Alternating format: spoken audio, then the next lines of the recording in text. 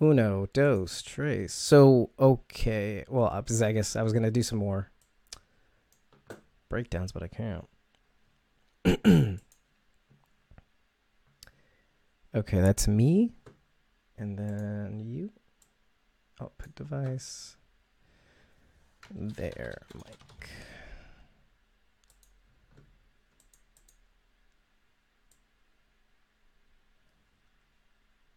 Ooh, I named it wrong. Wait, hold on. Oh, yeah. Let me see. That's you. Speak. Hello. There we go. Check. Perfect. Hi there. Sorry, I'm in the dark too. Thank you very much. Yeah. I appreciate it. And people on Facebook can hear us now too. Do you want to start the Yay. show I over? love Facebook. Be stupid. Keep hitting my table. Oh, Nisa says, I can say Dave is weird in ASL. Okay, well, I mean, you're right. You got to do it. You got to do what it's you true. got to do. She can't. And I in the dark too jumped ship and went onto Instagram. So, hi. Well, hi there. Hi. No. Thank you. Hi. Yay. Anyway, all right. Here we go. This means no, don't do that. No, stop. That means the ship's we're going down with the ship. Okay, so the new series and now she's back on YouTube. The new series to debut in 2020 will feature 10 episodes and begin production later this summer in Virginia. Not Georgia, not Sonoy, not all those various Georgia sites. This will mean year-round content for the Walking Dead franchise. Writer Matt Negret or Negretti, I'm not sure. He's a really awesome writer. He actually did the episode featuring Connie saving that baby. Oh, nice. Is going to be co-creator and showrunner of the new series. So that's pretty cool. Do we have any idea what it's going to be about? Well, as a matter of fact, Gimple states that the springboard for the new spinoff will actually be coming from Fear the Walking Dead. Okay. So he says, so I actually have a quote, and it says, there was a story in the first half of the season that has to do with one of these greater stories of the universe that will bring in some of the things that all of you guys have seen before, and it will expand it out just a little bit more, and then we'll have an announcement. So basically what's going to happen is elements from the first half of Fear the Walking Dead are going to be the springboard for this new series. Okay. So we've got that. What we're going to see. Yeah, in the new spinoff. Okay. And so, with that in mind, I think, what was I going to say? I just don't know. So yeah, I really had a big point to say. So whatever. Anyway, there's a story in the first half of the season that has blah, blah, blah. And he says the new show's pilot. Oh, Matt Negretti says, Negret says, I think it's Negretti. The new show's pilot will revolve around two young females who tell their tale growing up as first generation survivors of this zombie apocalypse. So basically, people that were born in the apocalypse, women. Okay. So that's pretty cool. I thought, I think it would be easy to assume that both of us thought that maybe this spinoff would be coming from the Walking Dead franchise. Yeah. Or the Walking Dead series. But the idea that it's coming from Fear the Walking Dead is kind of interesting to me. Like, Fear is typically way more gritty, I think. You think so? Yeah, I think by and large, I don't know, like all out war notwithstanding, I mean, Fear the Walking Dead to me seems just a lot more, I don't know, there's not many breaks, like in terms of humor, like it just seems like a nonstop fear fest. I mean, you got Strand, but he's really our only comic relief. Yeah, like a tiny little foil pointing out ridiculous things. Yeah. But beyond that, it's not quite as lighthearted, at times. Yeah. I just meant like overall, like you don't get that many breaks. You get some fun things every now and again, but it's just very short-lived. I'm not complaining about that. I'm just saying, like, I think that's interesting in terms of the spinoff. Like how they maybe plan to approach it or whatever it is. So, yeah. Think they'll start from the beginning of the apocalypse again, like they did with Fear, or we're gonna jump like kind of in the middle of it. Oh, Oh, yeah. I mean, well, they'd have to be born during the apocalypse. They'd have to be. Oh, so okay. This kind of springboards into talking about fear. And not to go into it just yet because I got two more bits of news. But one of the things that I noticed is I'm seeing evidence that there's a time jump in fear as well. It could be like like 5-6 years, maybe even 4 or 3. Okay. Yeah. And the reason why I wondered if when they come back, if they'll be in the same time frame Walking Dead is. Right. That's what I was thinking. I think I don't think they're going to do the full 6 though. There's something. Oh, okay. Something in my mind says, well, if you're going to introduce Dwight, we got to back up a little bit. Yeah. I would probably back up a little bit. And so tying all of this up in a bow, right? Oh wait, Lucy's saying Nisa's saying maybe it's June's daughter. That would be cool. Like, oh, I don't think she lasted that long though. Yeah, like some of the drawings on paper that we saw in that one episode in the CDC area indicates that she was probably like really, really young, and she was probably born pre-apocalypse too. So, so yeah, to tie all this together in a bow, it would make more sense that this would be like, I don't know, like not too long after not too long after the TWD time jump, you know. So that would make them like about 5, 6, I don't know, maybe 7. But yeah, that's weird. Or could it be like an extreme time jump? Like maybe I don't know. Maybe folks in the beginning half of Fear the Walking Dead give birth to women, or oh yeah, I don't know, man. Yeah, these new characters could have like like Judith was born after it all started. Could be. Yeah. Well, now Nisa's saying John and June have a kid, so boom. And I'm like, oh, there we go. Yeah, maybe the daughters of John and June, maybe. Hey, hey, government hooker. I just wanted to say your name out loud. Government hooker. That's awesome. Government X hooker. Yeah, we just talked about the spinoff series. We are going to talk about the Maggie returning to Walking Dead. Well, that would be interesting. Is that confirmed? Or still a rumor? It's definitely going to be happening. Maggie's definitely coming back. I had no doubts. I don't know why anybody thought that there was any doubt that Maggie would return. Lauren Cohan, but yeah, I mean, she's said it in interviews. She says they're just, ever since she left, they're constantly talking, her and Scott Gimple and Angela Kang, and the conversation never ended really. I mean, this is like, I've confirmed this with articles, but like, yeah, the only thing that they're really trying to figure out is whether she will be or involved with the main series and movie. So yeah, so she could return to both, but it seems more likely that Angela Kang is basically trying to get her on the main series because she really, really wants her back to the main series. It's where she belongs. Yeah. Her exit was kind of weird too. I mean, it was very downplayed. I mean, Rick had a countdown to his exit, and people were like, "Oh, and Maggie too? Where's she?" Yeah. Oh, okay, and Maggie too. Yeah.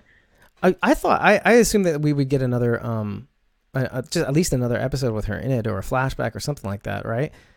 Like at least I was expecting a flashback at least. Yeah. Yeah. Did it not seem like weird that she maybe wasn't in that one episode where Ezekiel got the charter from Tara? Oh yeah. She could have very easily been in that episode. Right, exactly. Yeah. So, or like Jesus or whatever, like all of that kind of flashback or something.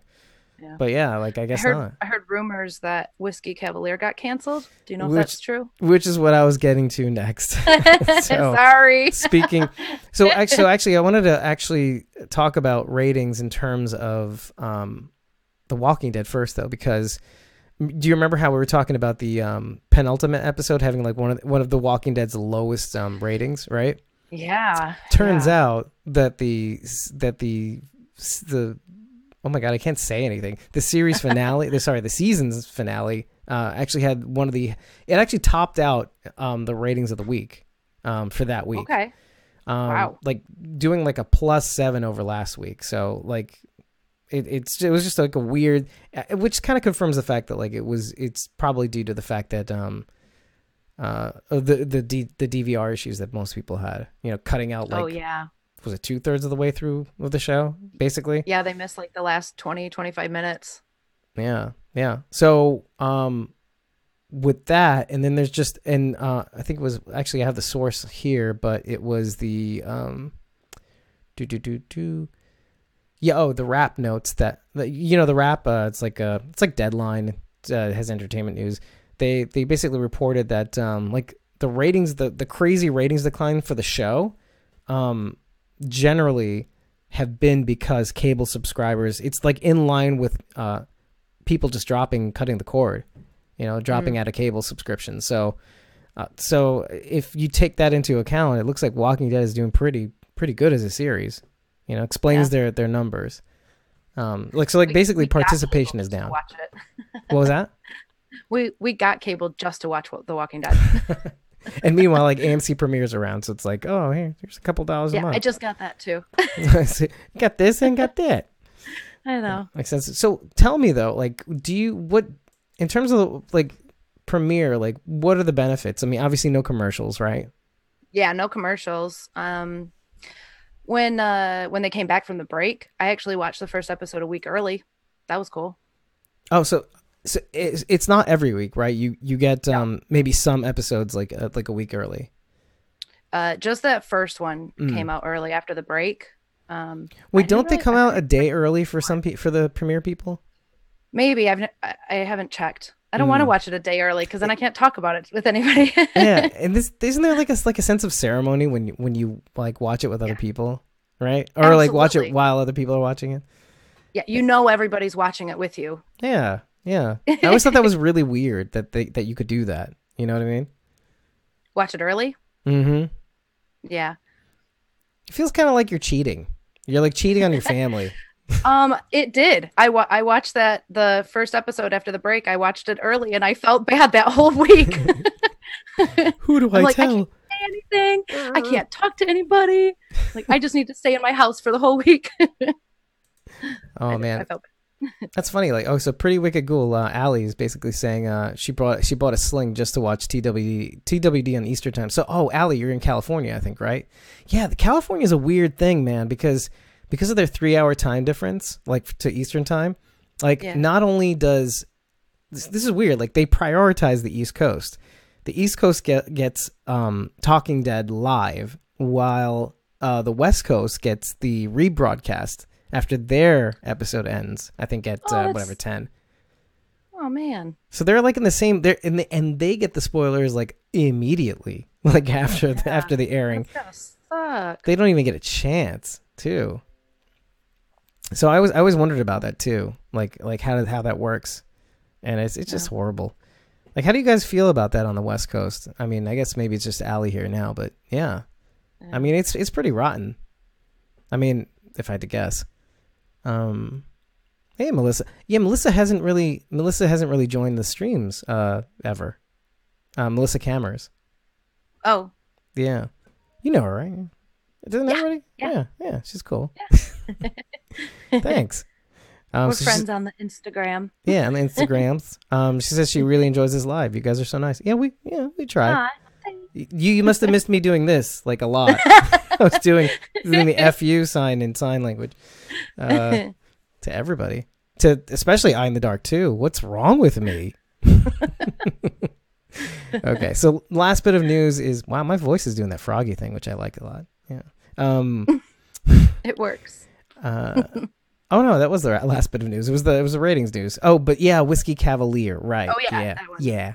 It did the second poorest of all the pilots that came out in the beginning of the spring. I'm actually really surprised. Yeah. Did you watch it at all? I did not. Oh, well, how could we? I watched the first episode. Right. I had to see what she left us for, and I liked it. You're setting the bar pretty high, though. I mean, I went in with no expectations. I'm also a huge Scott Foley fan, so that helped too. Yeah. He's in very Felicity, nice to right? look at.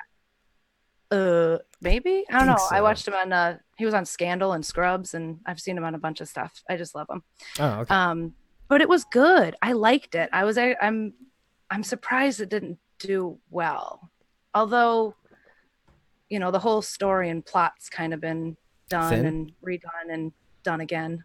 So Well, it must be nice for like what's his name, Tyler James, Willie Tyler James, to do yeah. like he's like comedic. Well, they're all kind of like comedic foils, right?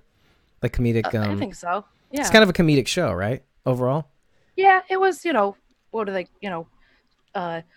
wink, wink, poke, poke, kind of. Right, tongue in cheek. Yeah, yeah. Wink, wink, Dry nudge, humor. nudge. Not supposed to be funny, but it is. I see. Wow, Americans can do dry humor. That's really. They try. Oh man. But In the Dark too, saying Tyler James is pretty awesome. Yeah. I mean, I've always thought he was just a really just like he's a good dramatic actor, but like his wheelhouse has always been like, or he's I don't know, either he's trying not to be typecast in the comic world because of the Everybody Hates Chris thing.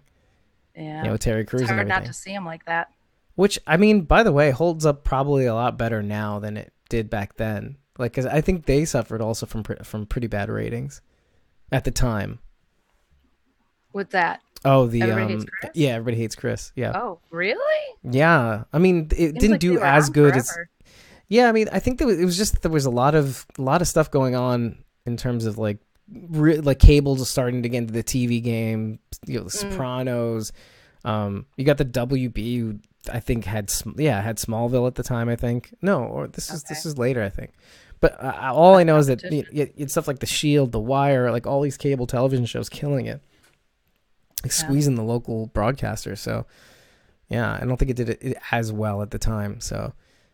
Thorgon's Thorgon said he just posted another behind the scenes video. More zombie baby. If it has no zombie baby, I'm not I'm not interested.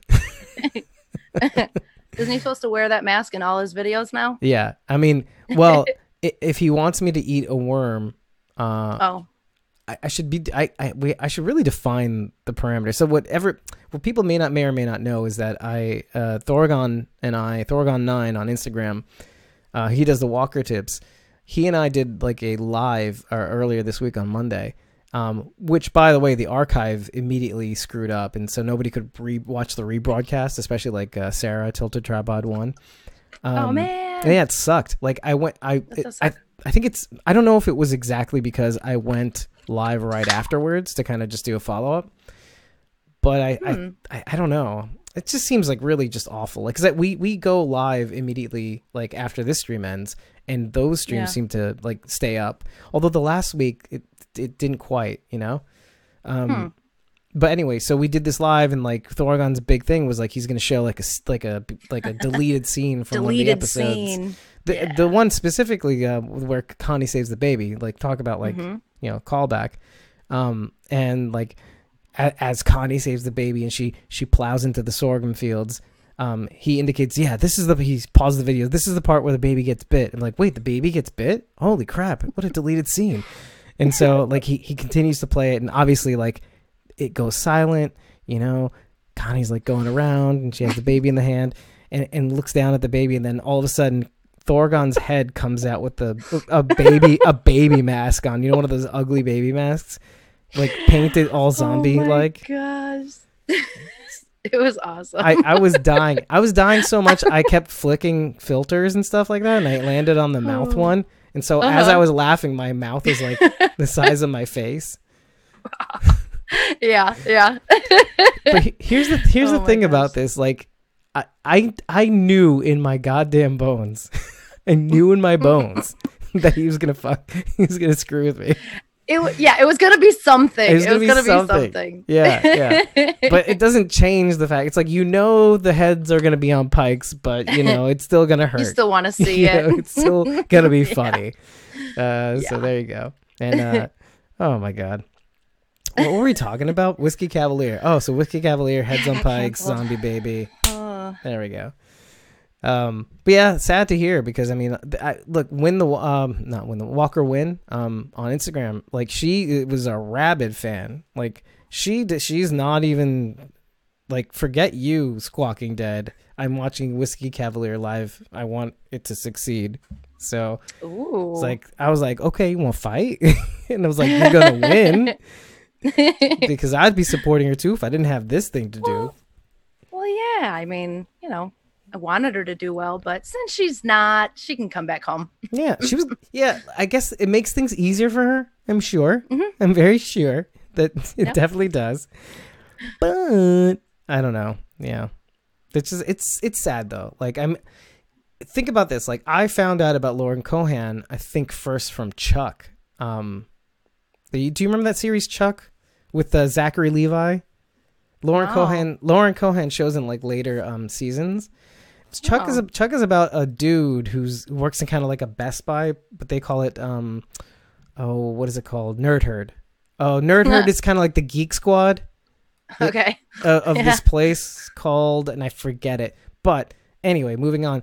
So he gets these like secret agent powers via like this download that he receives or something.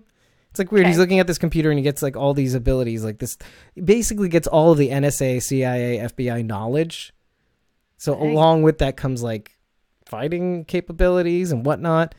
And people like from all over are trying to get this information, and it's a whole thing. And then later on, I think Lauren Cohan plays like a ex-Soviet daughter of an ex-Soviet person, and she's funny there too. Like it seems like her wheelhouse is pretty like in the comedic world too. And like the only time she's not funny, like, or there are moments, is like The Walking Dead. She did like really serious stuff. So yeah, she's pretty funny. That's cool. Like, so I do recommend it though. I do recommend watching Chuck. She's always been a badass, it sounds like. Yeah, pretty much. Yeah, she does some badass. She does a lot of badassery there. She's a strong female type with funny and stuff. Yeah. Yeah, I definitely recommend that, especially for people in our age group, like 35 to like 45. There's a lot of nostalgia stuff there too. Nice. Involved. Yeah. It's like almost like 100% legit. Like, oh, that's a really good reference. Oh, that's a really interesting reference. Yeah. So I'm trying to think who else is that kind of stuff. Yeah, Brandon Routh shows up on the show at some point too.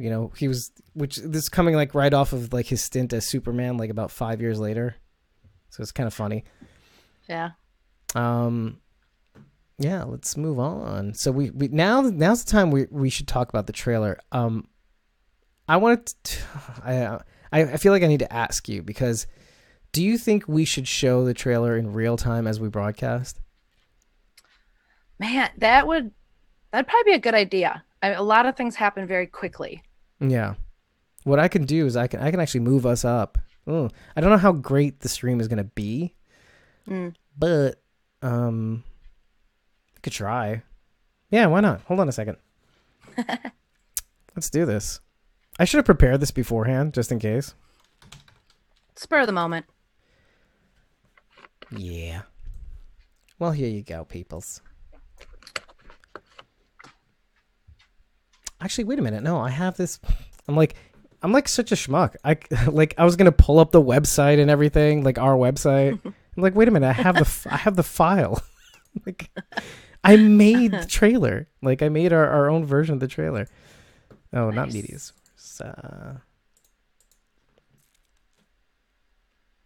So yeah, you said you watched the trailer. Did you watch the trailer a couple times? Yeah, I had to. I missed a lot the first time. Okay. I'm trying to figure out which to pick here. Image. All right, let me just try this out. Oh yeah, that works. Doop.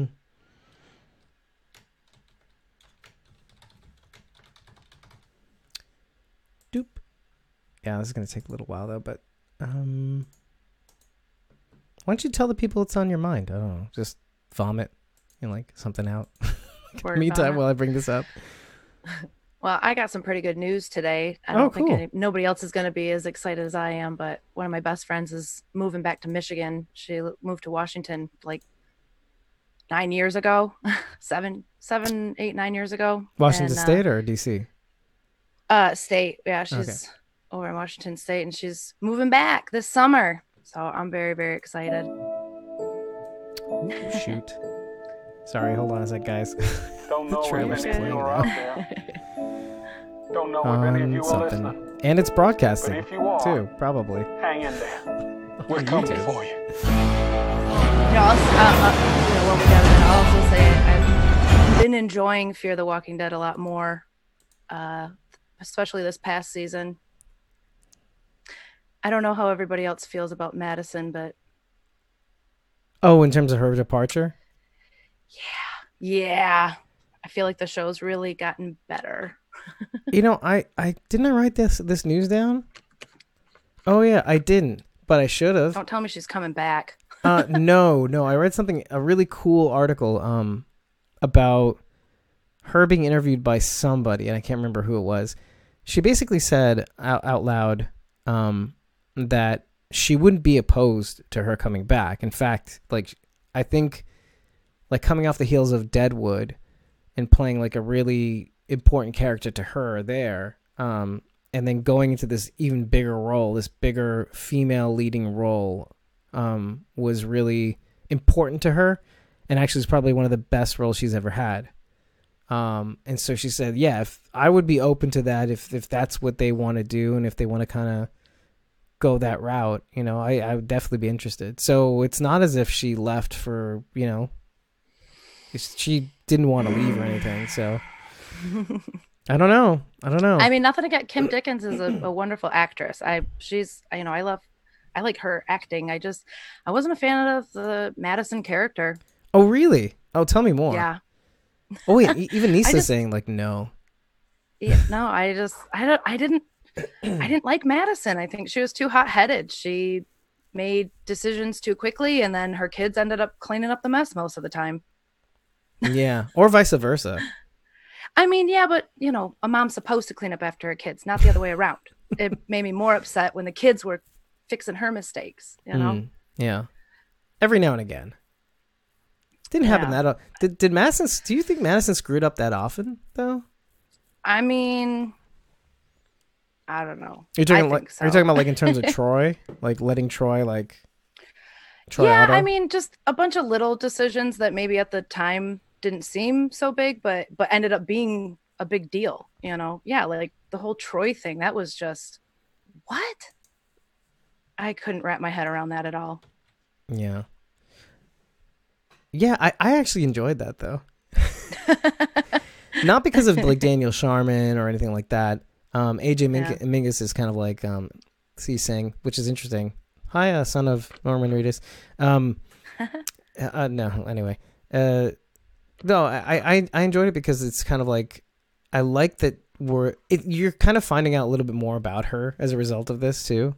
So it's, to me, I just kind of like, you know, I like playing with that. Like, I like getting to know all the ins and outs of what made her up. And then you find out at the end of the season, you kind of find out her motivations, like why she does what she does with certain people.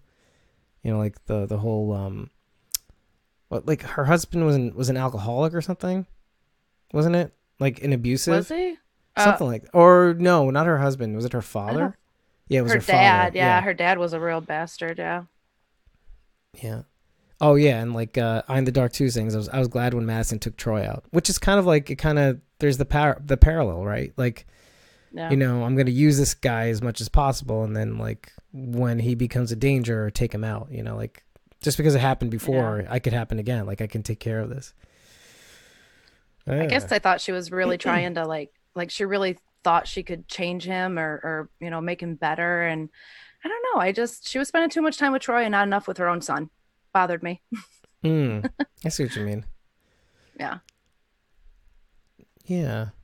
I don't know. I just like it's clear like that she's like a broken character too. Like we're not like a broken character, but like a it takes a certain mind, you know? Yeah. I think that's what I liked about her too. But like on the same token, it's like something I've said about Fear the Walking Dead that sets it apart from The Walking Dead is that The Walking Dead, everybody seems kind of like a caricature of themselves.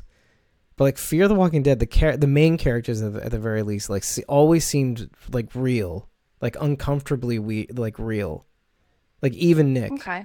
Like their personalities are just so like I can see my friend doing that, or I can see my mom being that way, or something like that, or I don't know. Actually, in one episode, I actually did compare Madison to my mom, not only because she kind of looks like her in a weird way. Like plus 100 pounds, but there's that, but like also the idea of like keeping your kids safe, like at all costs, like to you and maybe to everybody else. Yeah. My mom is like that. So. Yeah. I mean, I don't know. I really didn't relate to her as a mother either. I don't know. She was making decisions I would not have made as a mother, I guess. Oh yeah, no, you're not supposed to make those decisions. Some you did though. Right. Some you would though, I'm sure, right? But like some. Well, I mean, sure. I mean, if it came to survival, of course. Yeah, but some of the grander things that she did, it definitely not. Yeah, that's not the point. I always like admire that. Yeah, what was that? Super excited that Alicia is still around though.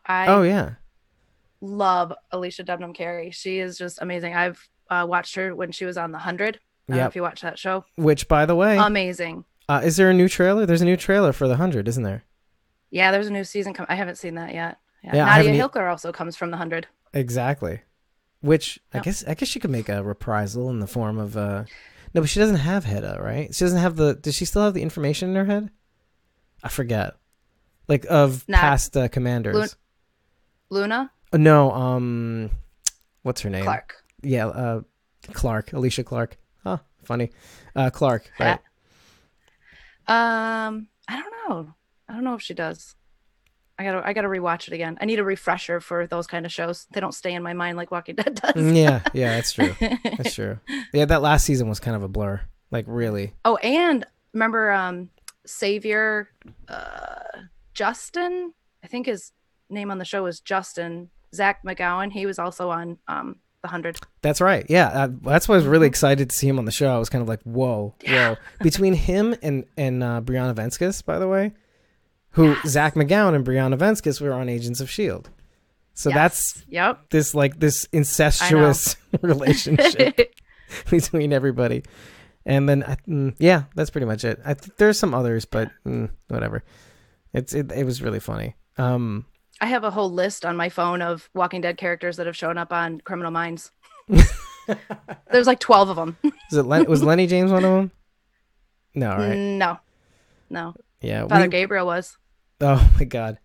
By the way, I was gonna say this last week, but obviously it's like one of those little tiny factoids, and I'm like we're going to tangent, but like I'm doing another one. Yeah. I didn't know Father Gabriel's last name was Stokes. Like I must have read it. I don't think I did either. Yeah, I must have read it somewhere at some point, but like just flew out of my head. He when they showed background like BTS like videos of that episode, there was they kind of zoomed in on the signatures, and I was like, and his handwriting is terrible. But then I figured it out. I'm like, what's Father Gabriel's last name? And then like, oh, Stokes. That's a K? What is that? It looked like an L. Okay. Like a big ass L. Yeah, so Stokes. So I don't know. It was just something I wanted to vomit out there and see if everybody else knew that too. Oh wait, hold on a second. Miss Mazel saying, my ma's this is an interesting rant. My ma is a Jew ma. She's show up to my drug house and get me too. She'd. She's like, I don't relate to the show, The 100. I'm too old. I get it. I totally get it. It's like, it is a CW show. It is geared towards that like 18 to 25 like demo or 30 maybe even. I'll stretch it. And yet. I have my, it's a guilty pleasure. Yeah. What can I say? I wouldn't even call that a guilty. There are some guilty pleasures. Oh man, I can't remember. I remember I was going to have it in the back of the chamber like one day and be like, yeah, I watched that show. And yes, I remember now. Teen Wolf. Okay. Yeah. I watched the new Teen I have Wolf. One just as bad. Oh, really? I've got Vampire one Diaries? that's just as bad. No. Okay. It's worse. It's worse than Vampire Diaries. Riverdale. No, I think that's better though. I've heard a lot of great things from people my age too, like Yeah. like in their 40s, like Yeah. like the revamped Archie comics. Like there is something to that. It is. Yeah. And it's like a dark version too. Yeah. I like it. What can I say? Yeah. I'm gonna poll the audience on this one. Like, what do you think? What do you think is more of a guilty pleasure, Teen Wolf or? Did you watch Vampire Diaries? No. Okay, so Teen Wolf or Riverdale. or Riverdale. I'm just thinking of Vampire Diaries now, because Ian Somerhalder is a very attractive man. I'll just say that. Just put that out there. But he was like at the time he was like the whore of the CW. He just kept hopping onto every like CW show, like as like. Now is that the kid that plays MK in the Badlands? No, he's not that attractive. Oh, okay. Ian Somerhalder, he was in Smallville at one point, and I was gonna say what was the other show he was in? But you know who else got their start like on a CW show and eventually hit Supernatural? Jensen Ackles was also in Smallville for a little while. He was really good too. He was so good. He was on there once and reprised his role, like, you know, and then finally died at some point. Smallville. What year was that? Smallville started like around 2003, I think. 2003, 2005, something like that. I think it was 2003. I remember because I was back in New York again. Jensen Ackles will always and forever be Eric Brady to me. Where is that from? Days of Our Lives. Oh my Lord. How old is he? Oh man. I swear he lives forever. Like he had to have been 12 on that show to look as good as he does now. I swear. God, I wonder. He was also on Dawson's Creek too. Really? I think he's like our age, by the way. Really? I think so. Yeah, he's probably like between 35, 40-ish. I would say like 40, maybe. Yeah. I could say maybe older. He's a really attractive man. He's very good looking. I used to pose like him back when I was younger. And I was like, here's my Jensen Ackles pose. And then I would like, pose like this, and then the angle would be like that. Nice. No. No. That changed drastically in 2 years. What a difference a day makes. Anyway. I guess we can go into this. You know what would be really funny is if we stage this entire episode to talk about the Fear the Walking Dead trailer and we don't talk about it at all. And then we don't get to it. I know so many podcasts that do that. They titled the show like what it's about, and then they just talk about everything else. And what a great gag. See, that should be like the April Fool's joke one year. Like, we're talking about the biggest news in the Walking Dead universe. Dude, Smallville was a great show. Do you remember Smallville? Let's talk about what's his name? Tom Welling. I was gonna say Tom Payne. Ooh. Imagine if Tom Payne played Superman. Was Superman. Oh man. That's like if Nick Cage played. Like they have like the similar kind of build look about them. I think Tom Payne could do Tom crazy. Payne and Nick Cage? I don't know. I just imagine them as similarly ridiculous as Superman. Oh, yes. Yeah. Just, if you think about them, it's like, oh, yeah, they're two sides of the same coin. One is very attractive, and one is Tom Payne. No, I'm just kidding. Sorry. No. Sorry about that. Oh, I'm the Dark says he's 41. Jensen Ackles. Oh, okay. All right, there we go. Yeah. Knowing's half the battle. All right, let's get into this. I'm not going to play the trailer, but I feel like I should, but okay. I think we can go into this because I'm pretty detailed with my notes. Yeah, okay. One of the biggest criticisms that Carol had, a lot of criticisms for Fear the Walking Dead. She doesn't like this show at all, does she? She, you know what? They came out swinging real hard. She actually got, she made it past the hump. She got 2 episodes in, and all of a sudden, Martha. That was what broke her. There's things she didn't like. She didn't like the way some things were handled, like in the mid-season, like right before the mid-season. But like other than that, she was like down. She was like, this is pretty cool. Okay. And then all of a sudden Martha comes into the picture, like, for real. And she was like, I just don't like this. I don't like this. And she, like, just gave up. She gave up on life. Oh, man. But yeah, so the thing that she didn't like right off the bat, even when she was enjoying the show, was the music, the intro music. I liked it for season 4. Yeah. I kind of like the whole Western theme to it. There's like a bright side to it. Hey, Mom. How's it going? Yeah. My mom just got on the stream. Facebook. Hi, Mom. But yeah. Yeah. So what do you think about the music? Where does it take you? I don't know. It didn't really, I mean, I'm not sitting here thinking that I hated it, so I don't think it really didn't really bother me. So like, you're like nonplussed? No, didn't really. I don't know. Here's a better question. If you compare season 4's music, and it looks like season 5's, to earlier seasons where it was like, I don't want to do this because I don't want to hurt people, but like that. Yeah. Like there was something to it. Like Carol's point was like there was something jarring. It says fear, like Fear of the Walking Dead. It's all about. Yeah, it is kind of early. I feel like in a series to be switching up your music too. Yeah, that was another criticism. That was like the other part of that coin is like, yeah, why would you switch your music? And you could tell why they were trying to. I think they were trying to like basically go in I don't think a new direction, but I think they wanted to make it bigger. Like made bigger than it was. Yeah. I mean, you could see how dark it was getting. They were kind of going down these rabbit holes of like how dark things can get in their universe. I mean, at the same time, they didn't stop. Like they killed off 2 of their main characters. Yeah. Right from the jump. And well, it's kind of.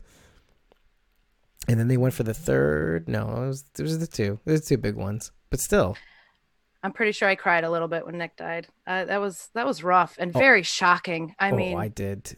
I definitely did. I think it was so bad that we recorded that podcast that week, not live and in 2 parts. Like literally, I had Carol recorded. I tried this like new thing out where Carol recorded her part of it. Well, I recorded mine. I kind of recapped the show, and then I had her weave in her comments in between. And I tried to call it call and response. It was that's how bad it was. Like it was just like we couldn't find time to record together, and then we also couldn't we just couldn't get together do a recording together. Just a recording. Yeah. So like we just recorded our parts late at night, like really late at night, and just over the course of 2 weeks. Dang. But yeah. Is there a world in which you would like stop watching like a Walking Dead franchise series? You know what I mean? Like just if something like that sort of happens, or just kind of like, this is ridiculous. No, probably not. The way I explain Fear the Walking Dead to some people now, I don't say this anymore because, like I said, I'm liking the show now. But when it first came out and people would say, "Oh, do you watch Fear the Walking Dead too?" They know I'm a big fan. And I say, "Yeah," and they're like, why do you say it like that? What do you mean? I said, yeah. You know when you're a kid and your best friend's cousin comes into town and like you gotta play with them because they're at your best friend's house. Shit. Like that's how I feel about watching Fear the Walking Dead. Like I'm gonna watch it. I'm gonna watch it. Yeah. Yeah. Yeah. I mean, it's that cousin. See, for me, because we had such a big family, that cousin I would see like almost every weekend. Yeah. I hate that motherfucker. But you had to play with him. And I know he's not listening now, so fuck that guy. It's like I still hate him. I hate his guts. He's just snarky, cynical. Oh man, he's just such a bastard. Like he's not a bad person, but he's also like so. People that are so obnoxious, you're wondering whether or not they're good people. Like sure. Like he sounds like he's joking all the time, being as obnoxious and annoying as he is. Like obnoxious, like. I bet you want to, F her or whatever. Like things like that. Oh. And like you wonder, he's kind of kidding, but like also like it's not funny. Yeah. Maybe there's something to it. But then he'll every now and again he'll break character and he'll be like, no, Dave, I'm not being serious. And then like you're wondering like, oh, okay. I guess you're a good person. No, I guess not. Anyway, maybe. I'm not sure about you. Like manic depressive. What are you? Anyway, so yeah, speaking of the music, manic depressive. I don't know. I kind of like it though. Like I kind of throw Fear. I think was kind of like an experiment to me. So when I look at Fear, I see, okay, they're feeling their way through this series that they don't really know. Like they know some things that they probably prepared in advance, but like I think, it's kind of like a Brave New World. Like I think there's a lot of pressure like to kind of go from a series that's kind of scripted. That there's actual source material to like making up an entire other universe.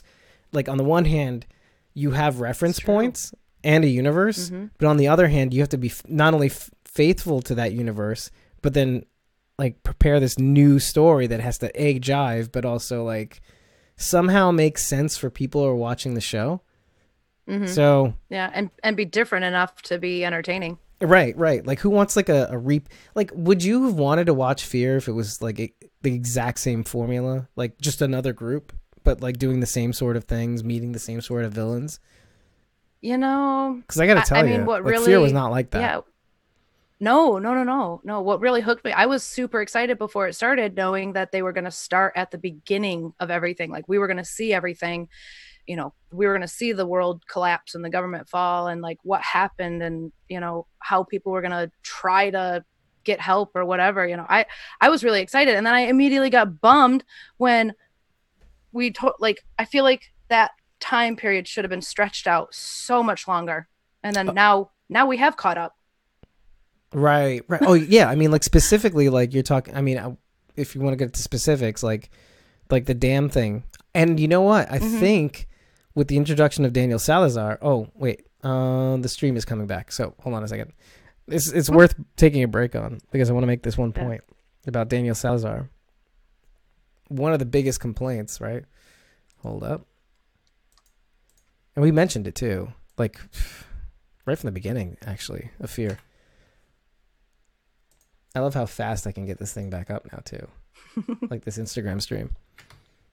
Boom. Boom. And boom. And away we boom.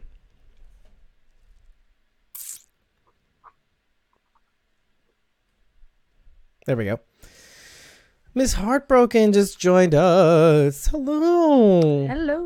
So as we were saying, one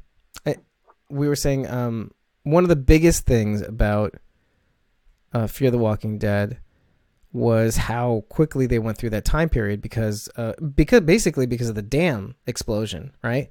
And one of the great things about bringing in Daniel Salazar into the show again is that we may get like some bits and pieces from what happened since that dam explosion.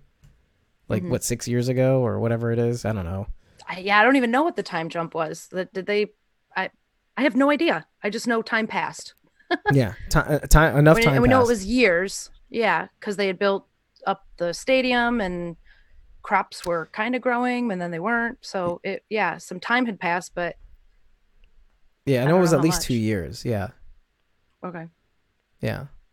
So yeah, I'm trying to do the math, but who gives math? Stupid. Math.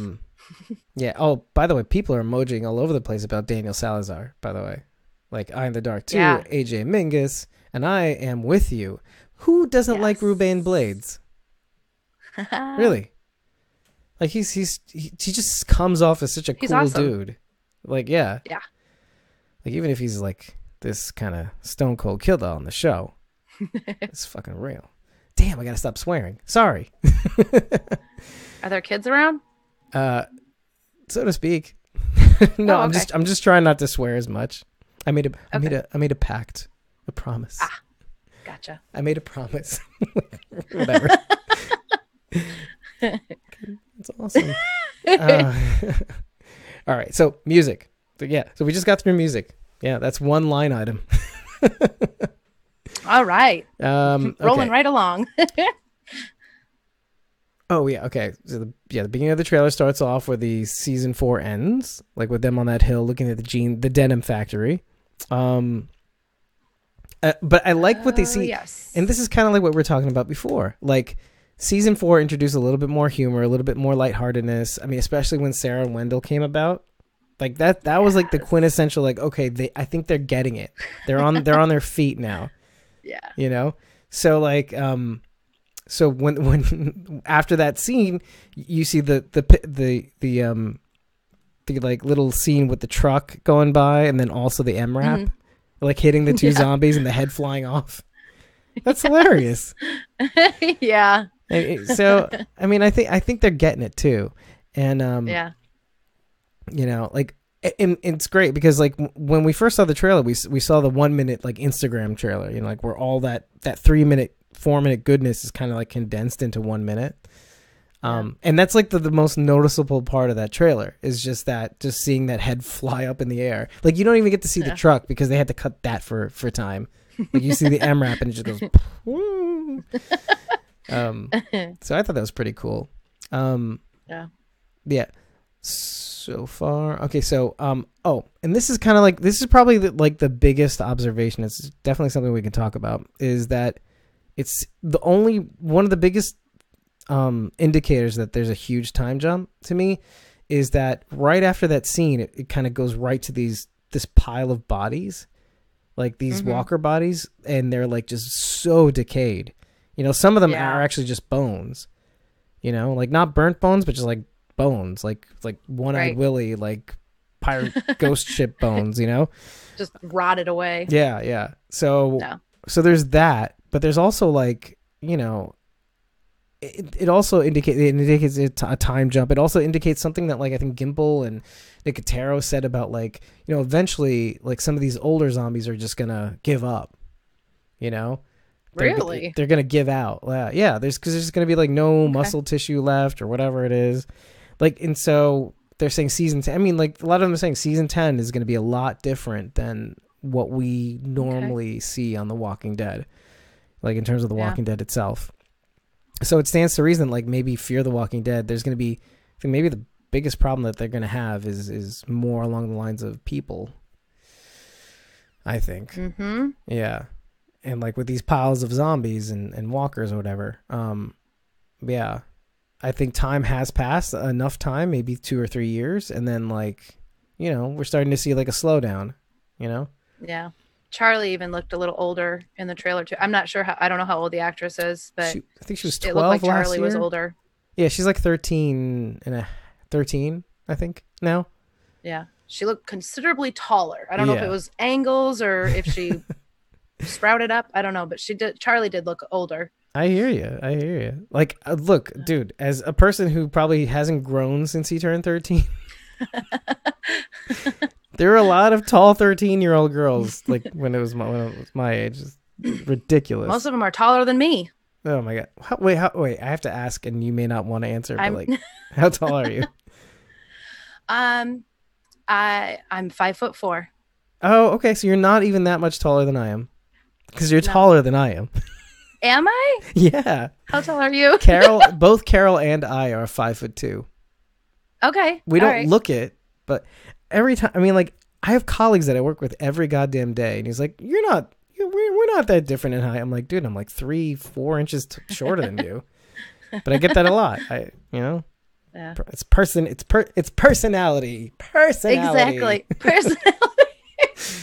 Oh Lord. Yeah.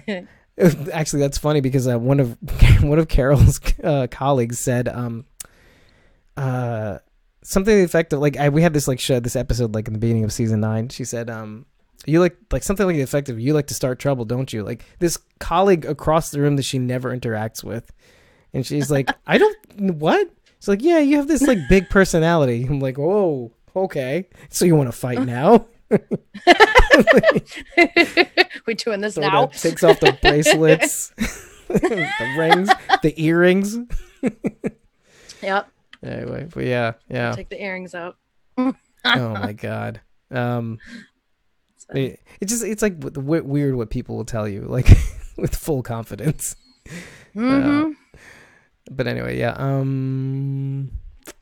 Yeah. Okay, so yeah, Morgan mentions that they've been trying to help people for a while. That's another bit of evidence.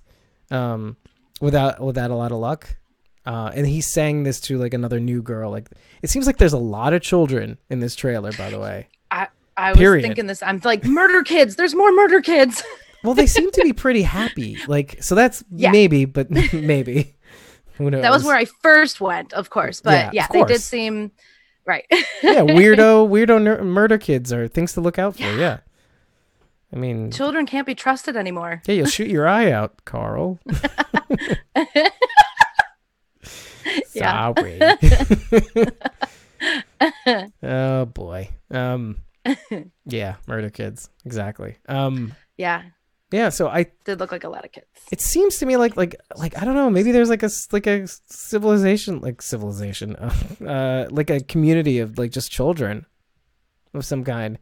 Because you do see in one of the frames that like there's like this like you see a bunch of kids laughing at it. One of the kids looked like the kid from Stranger Things, but he's way younger. But yeah, like they're all sitting there, they're laughing and stuff, and I'm just like thinking to myself, oh, there's a lot of kids in this one, which kind of explains what they were saying about the spin-off series. You know, like it's a good setup. Yeah. So there's they jump around so much in that trailer, like you said, like they're just clipping this way and that way. Like, wait, what's that? Wait, what's that? What is that about? Like in this one scene, they're the group, it's really dark and it's in the woods or something, and the group is kind of pulling up, right? And then it shows the other side of that, and it looks like oh, this is like a Negan group that they're facing, or they're walkers. It's happening so fast you don't even know, right? Like there's that lineup of people, right? You call what I was you drink what I'm serving, I think so, right? yeah. I think I remember that part, because then it was I thought it was the because there you see like a string of walkers, and they're all strung together with like intestines and stuff. Yeah, something like that. That was gnarly. Yeah. Oh yeah. It looked like intestines. Yeah. Especially that close up of that one woman, where it was like around her neck. It looked like one of those cartoony sausage links. Like a little bit. It did.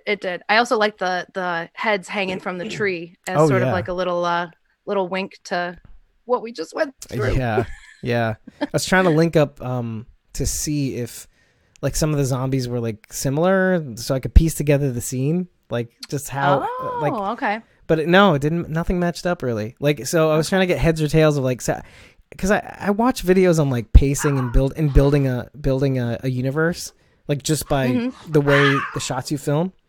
Who's having what cat is having sex? It's my one cat's chasing the other cat. They're all girls. Yeah. I don't begrudge. Cats chasing their own tail. Now. Are we? Oh, it just got hot in here. Pussycats. Anyway, so yeah, a lot of heads and baskets.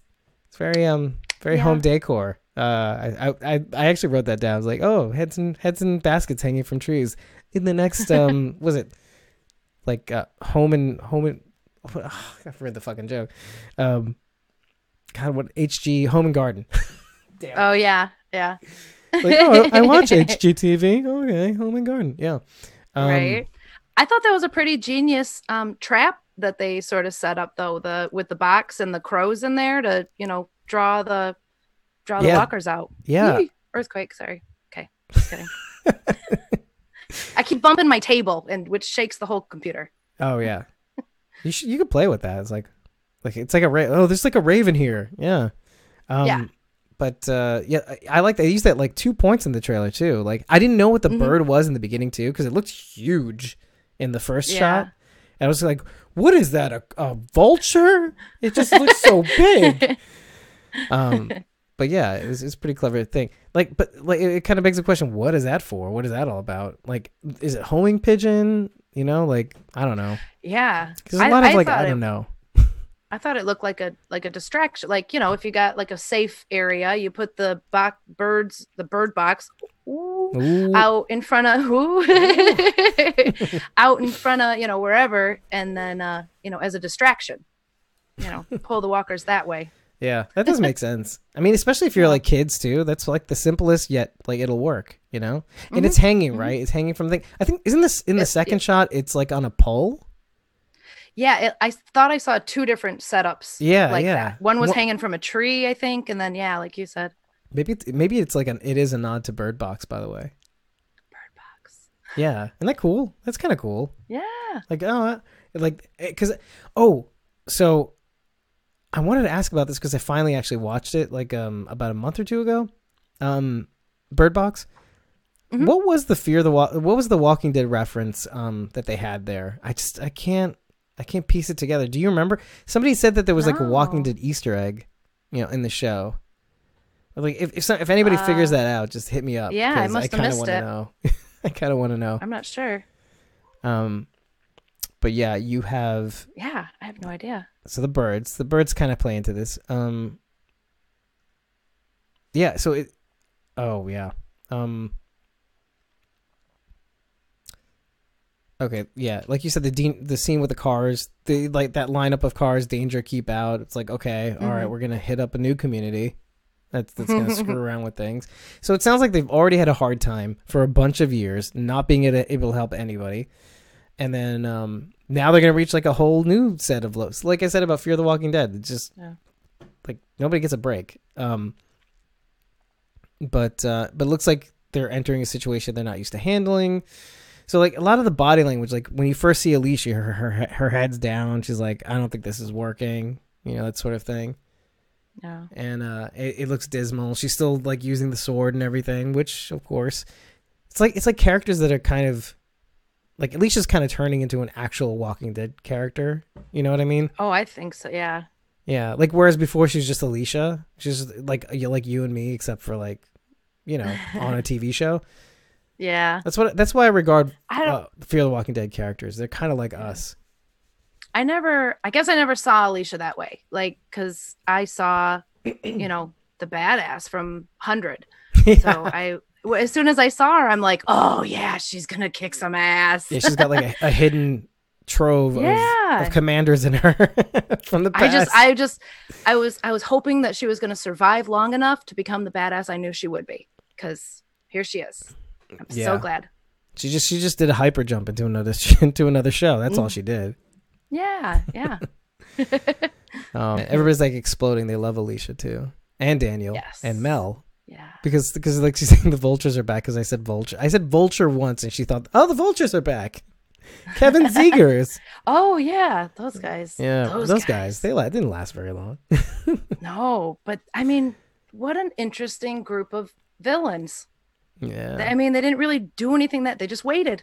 I feel like that they could have done more. We'll be here when you die. Yeah, exactly. Well, that's kind of genius though, right? It is. Like it is. This what is this Negan bullshit? Yeah. Just wait you out. Yeah, we got time. Got time. We got resources. Whatever. Yeah. It's hot. You want a hot dog? It's hot, right? A little soda. A little soda. Yeah. You like soda? He's a half drunk one. Here you go. Beggars can't be choosers. Anyway. That's right. Oh, we got his Dr. Pibb. Sorry. Yeah, exactly. So you dead yet? Anyway. So hey, Oscar's red hat's on, by the way. I'm wearing a red hat. I have red hair. Do you? Yeah, I guess you do. Yeah. Got that little like ombre kind of thing going on. There's some highlights in the end there. Yeah, so we got Morgan. Morgan's basically saying the kid that Morgan is talking to, like saying we're not having a good time. The kid is saying like, you have no idea where you landed, do you? And so like now I'm thinking we've watched the trailer a whole bunch of times and we see a plane. So our group has just arrived on a plane. Yeah. On a charter plane somewhere. Yeah. Well, you see Charlie for a split second. She lifts up a sheet in like a garage, and when the second time I watched it, it looked like a plane under there. Yeah, I think so too. Because they filmed it very deceptively, too. Mm-hmm. Like it's so out of time. Like when you first see her go into the hangar, I think it's when she's been back there? Because it looks like she's like getting on the ground to hide from somebody, or to like to kind of like be, oh, I'm not armed, that kind of thing. Yeah. But then you see her pick up the little tarp over the plane. I don't know. It's very, very clever. Yeah, and that scene or that little clip came after we see the plane flying through the trees. Exactly. Too. So it's all jumbled. It's all a jumble. They do it on purpose. It's all timey-wimey and wibbly and wobbly. Yeah. They're trying to confuse us. Yeah, I'm very confused. I'm confused. Like, it's just, you can't like really figure whatever is going on in this trailer. No. Yeah, okay. And then Morgan says to the girl, "You can trust us. You don't have to be afraid." And the girl says, "That's what people always say when there's something to be afraid of." Yeah, good point. Ain't wrong. Oh, so yeah. Okay. Tell me you thought of The Frighteners when you saw that scene with the zombies trying to push through the cloth. Yeah, what the? I'm trying hard not to swear, but what in the? What you could do this? You could do this. Yeah. Oh my gosh, that was. I don't know what frighteners are, but that was terrifying. That was like some American Horror Story BS. Like, what? I can't wait. Is it going to be somebody's dream? Is this going to happen for real? Is it like? That's a good point. It could be a dream. It could totally be a dream. But yeah, I don't know. It's just yeah. And I feel you. Freaked me out. That's pretty freaky. Yeah. So okay, on a scale of heads on pikes and clowns, where does that lie? Is that worse than clowns?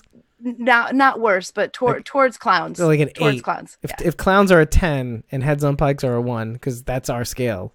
Yeah. Then that's probably like a good solid 8.5. Wow, it's pretty scary. Because clowns are the tippy top, right? Yeah. Clowns are the standard. Right.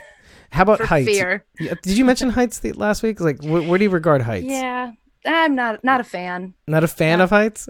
Not a fan of heights. No. I get dizzy. So, I mean, I can do it, but there's a very good chance of me falling. Yeah, you can So I tell. try to avoid it. I have a thing about them too. Yeah. Like, I know.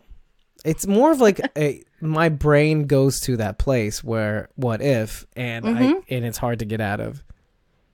Yeah. But I love roller coasters. Figure that out. I was just going to ask if you do. Yeah, no, it's the thrill. I love roller coasters too. Yeah. Roller coasters, Ferris. Like I for the first time in my life, I've been talking to people wait, hold on. They love roller coasters. They can handle roller coasters, but they can't handle Ferris wheels. Like those big swings. I get that. You do? You're not strapped in. I feel to a Ferris safe. wheel. Well, yeah. But you're like in a gondola of some kind, Yeah. But then they swing, and I mean, all of them are like 120 years old, and how well are they really put together? Oh, man. I don't know. I get it. The swings, no. Yeah, the ones in Coney Island are the worst too, by the way. And I'd still do it. Swings. Oh, the big flingy swings. No. Yeah, No way. I get you. No. I feel you, but at the same time, I'm kind of like, this is the only time. This is the closest I'm gonna get to skydiving. So I'm in. Yeah. I'm in.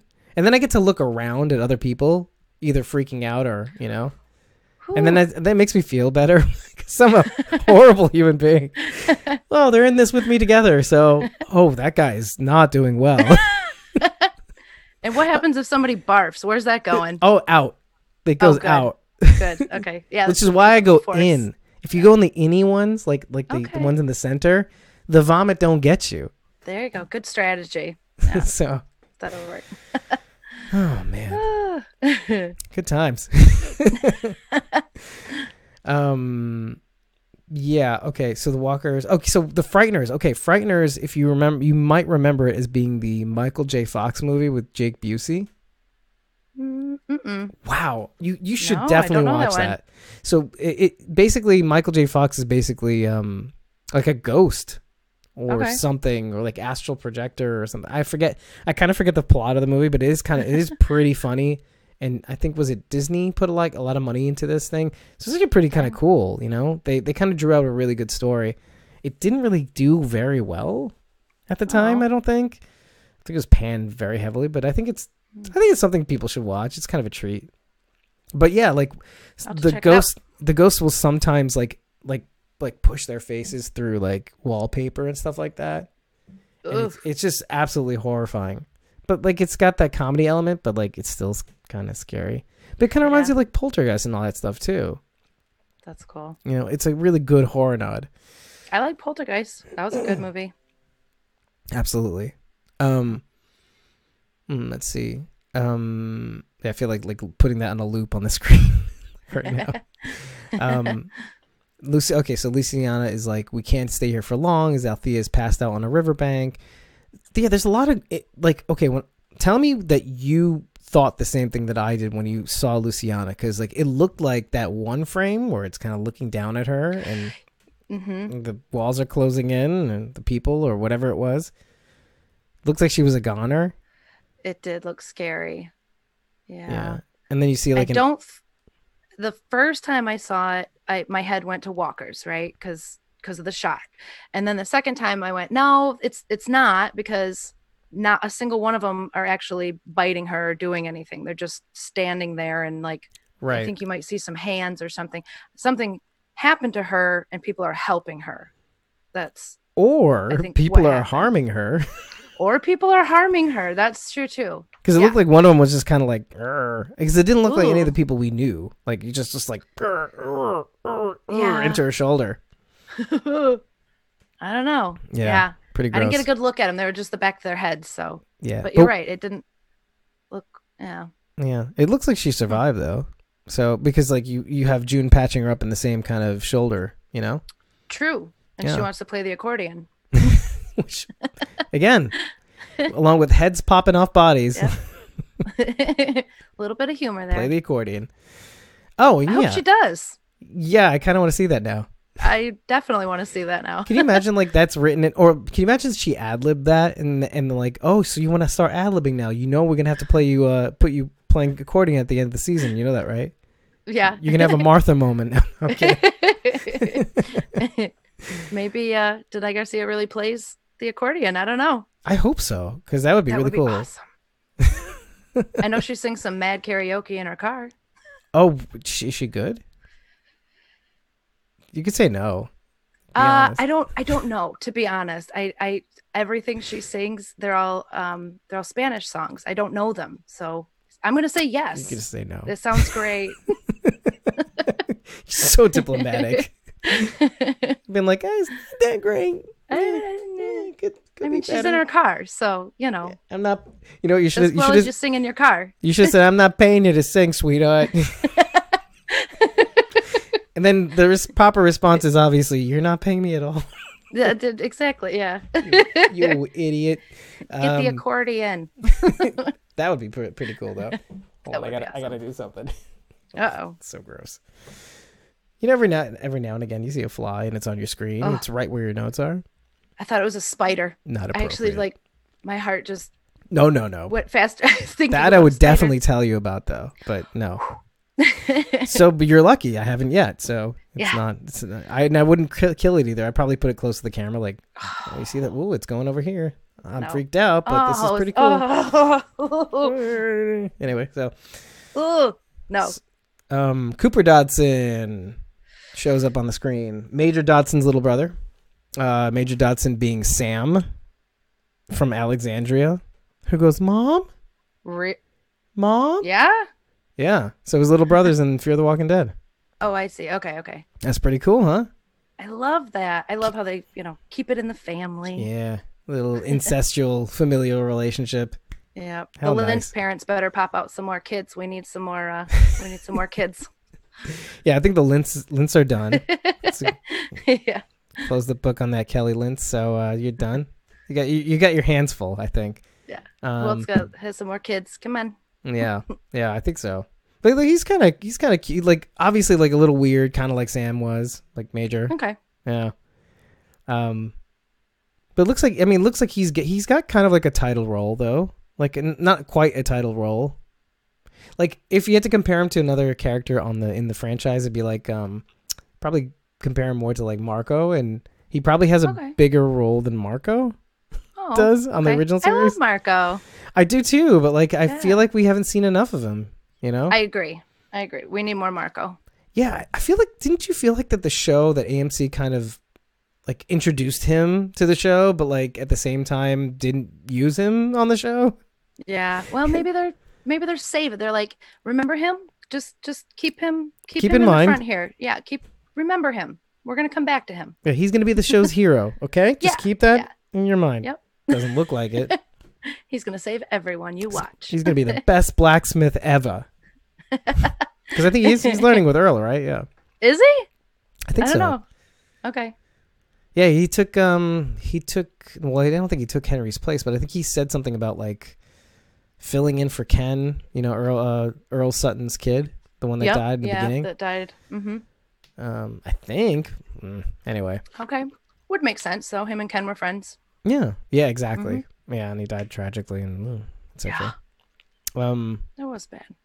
Let's see, Major Cooper Dodson. Okay, cool. Oh, is Major the little kid with the glasses? Is that who he is? Major's the older one, so Cooper's the one with the glasses. One. Yeah. Okay. Gotcha. Yeah. Well, he's the one that spots the plane that crash lands our group basically. So, because as you put the pieces together from the trailer, like you only see the plane that Alexa finds, or Charlie finds.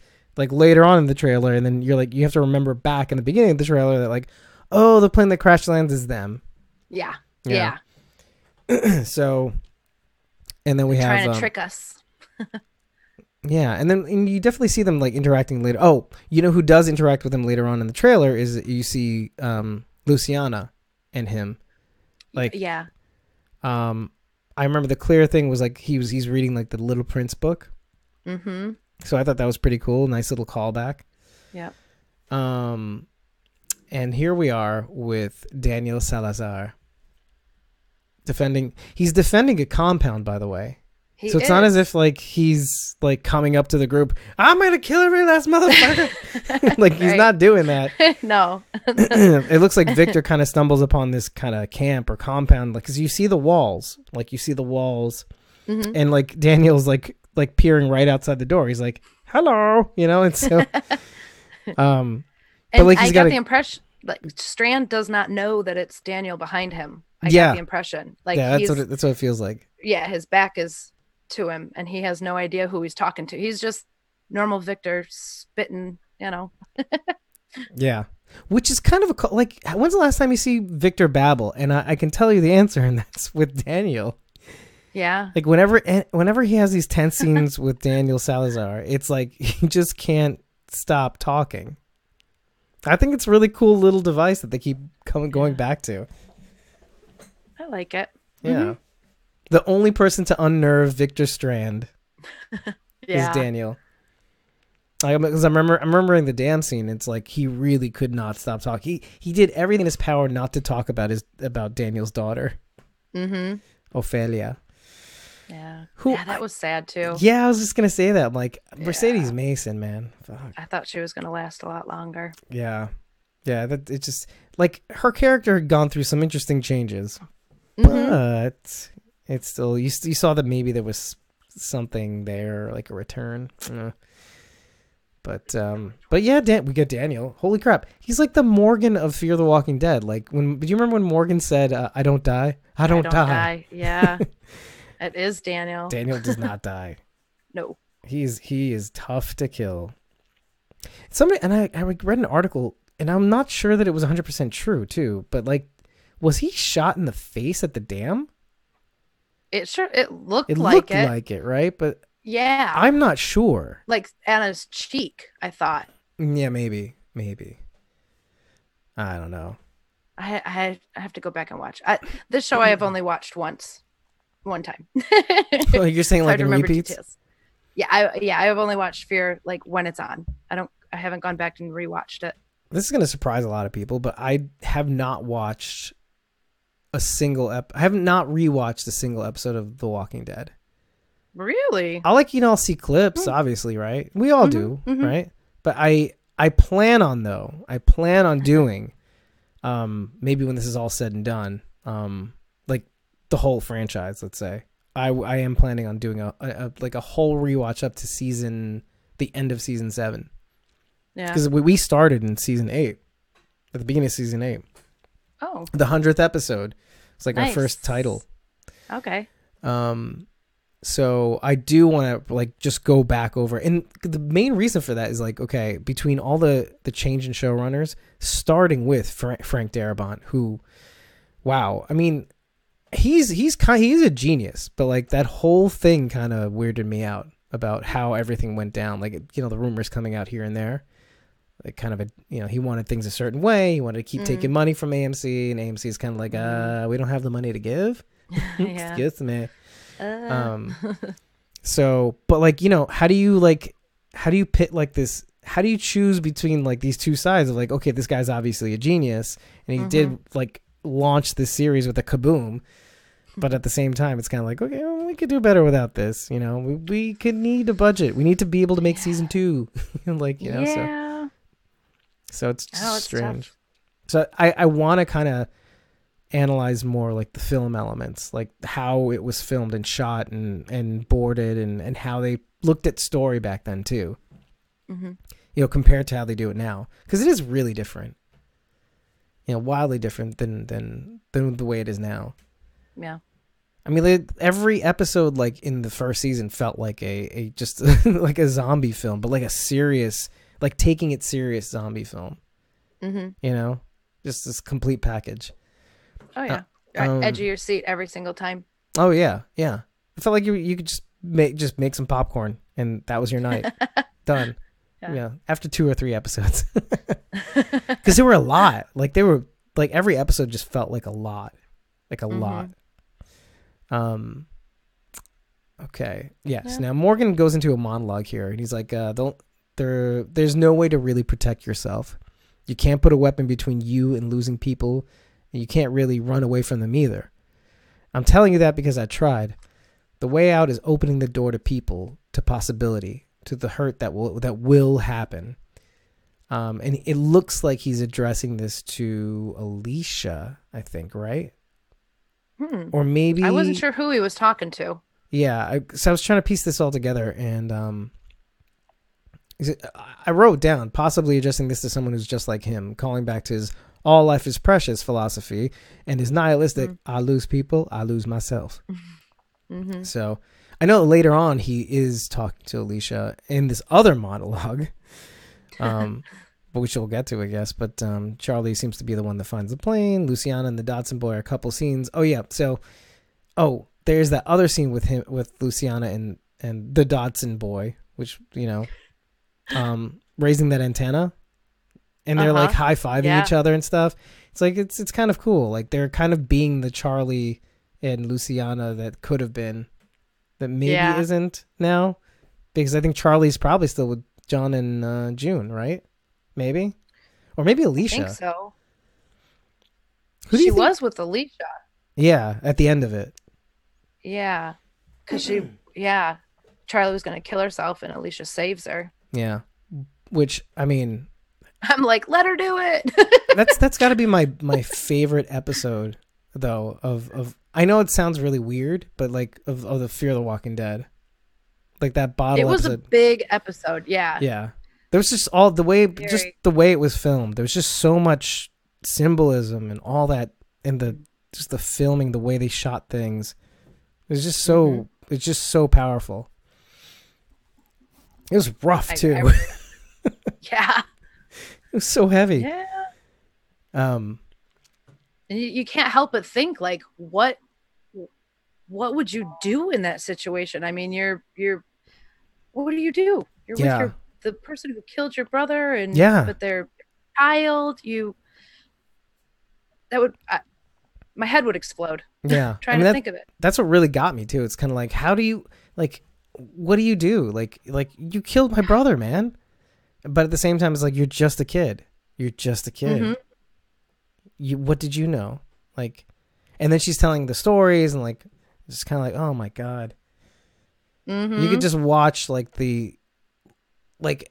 I want to kill this kid. But then like, also there's like, that's where the Madison dying element is just so, it's just so powerful and is necessary. Like, I mean, as much as we don't like, I mean, I think most people say like Madison, I wish Madison hadn't died, you know, but like at the same time, it's like, had she not died, I don't think Charlie would be alive right now or something.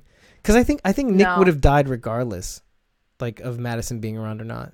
Cause Nick, this is like him going out, doing his thing, you know? Yeah. I thought Nick was going to make it through all of it. I mean, he, from the very beginning said, you know, this is where I've been my whole life. You know, I'm used to this. You guys have to adjust. This is where I've been living forever. And the problem is I really thought he didn't account for people. You know? Yeah. He didn't make that one factor adjustment. Yeah, it's a pretty big one. Yeah, it's pretty telling too. Like from a story writing kind of thing. It's like, oh, I can handle this. It's fine. It's great. Oh shoot, people! I forgot about people. I forgot. Oh, I plumb forgot. Yeah, but yeah, that's the thing. Like, I'm just thinking like in terms of like, okay, had Madison stayed around, I think Nick still probably would have died from like by Charlie's hand. Like, I'm just thinking about it. You know. Well, yeah, Charlie killed him in retaliation for, you know, what he did. You're killing Ennis, right? Yeah. Yeah. So, yeah. Sorry. If Nick did that, yeah, the only way Nick would have been saved is if he didn't kill Home Dude with the deer antlers. Yeah. So yeah, and I think he would have killed Ennis regardless. Maybe. Or was that just in retaliation for bringing down the stadium? I don't know. Right? Was it? He did it on purpose, right? Or was it did he kill him by accident? Oh, no. He killed him on purpose. He did. Okay. Not only that. I thought I remembered. Oh, because when he falls. I remember like a little struggle and then he like.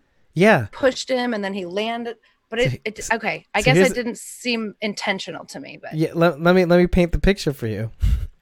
He falls on the antlers. It's not so bad. Nick pushes him into the antlers further. Oh, that's right. I cannot forget that scene. I was like, oh. That's why I got to go back and rewatch this stuff. That's right. Yeah. So it was an accident. Then he went, well. He was like, nah. This may have been kind of like a little, you know, whatever. It happened. But like, I'm going to make it happen even more. Yeah, I'm going to make sure it finishes. There we go. Yeah. There we go. All done. But yeah, yeah. So to continue, it's okay. Althea's mountain climbing. She's washing up on rivers. She's being hogtied in the back of a car. There's a lot of things going on with Althea in this season, it looks like. Yeah. It might be like the poor season girl has no skills. Well, like you mean like survival skills? Yeah, I mean, she listens to people talk. She's got a strong van, but like she gets out of like she gets out of like being bound up pretty quickly though. Yeah, like in the series. I think I like her. I like her. Don't get me wrong.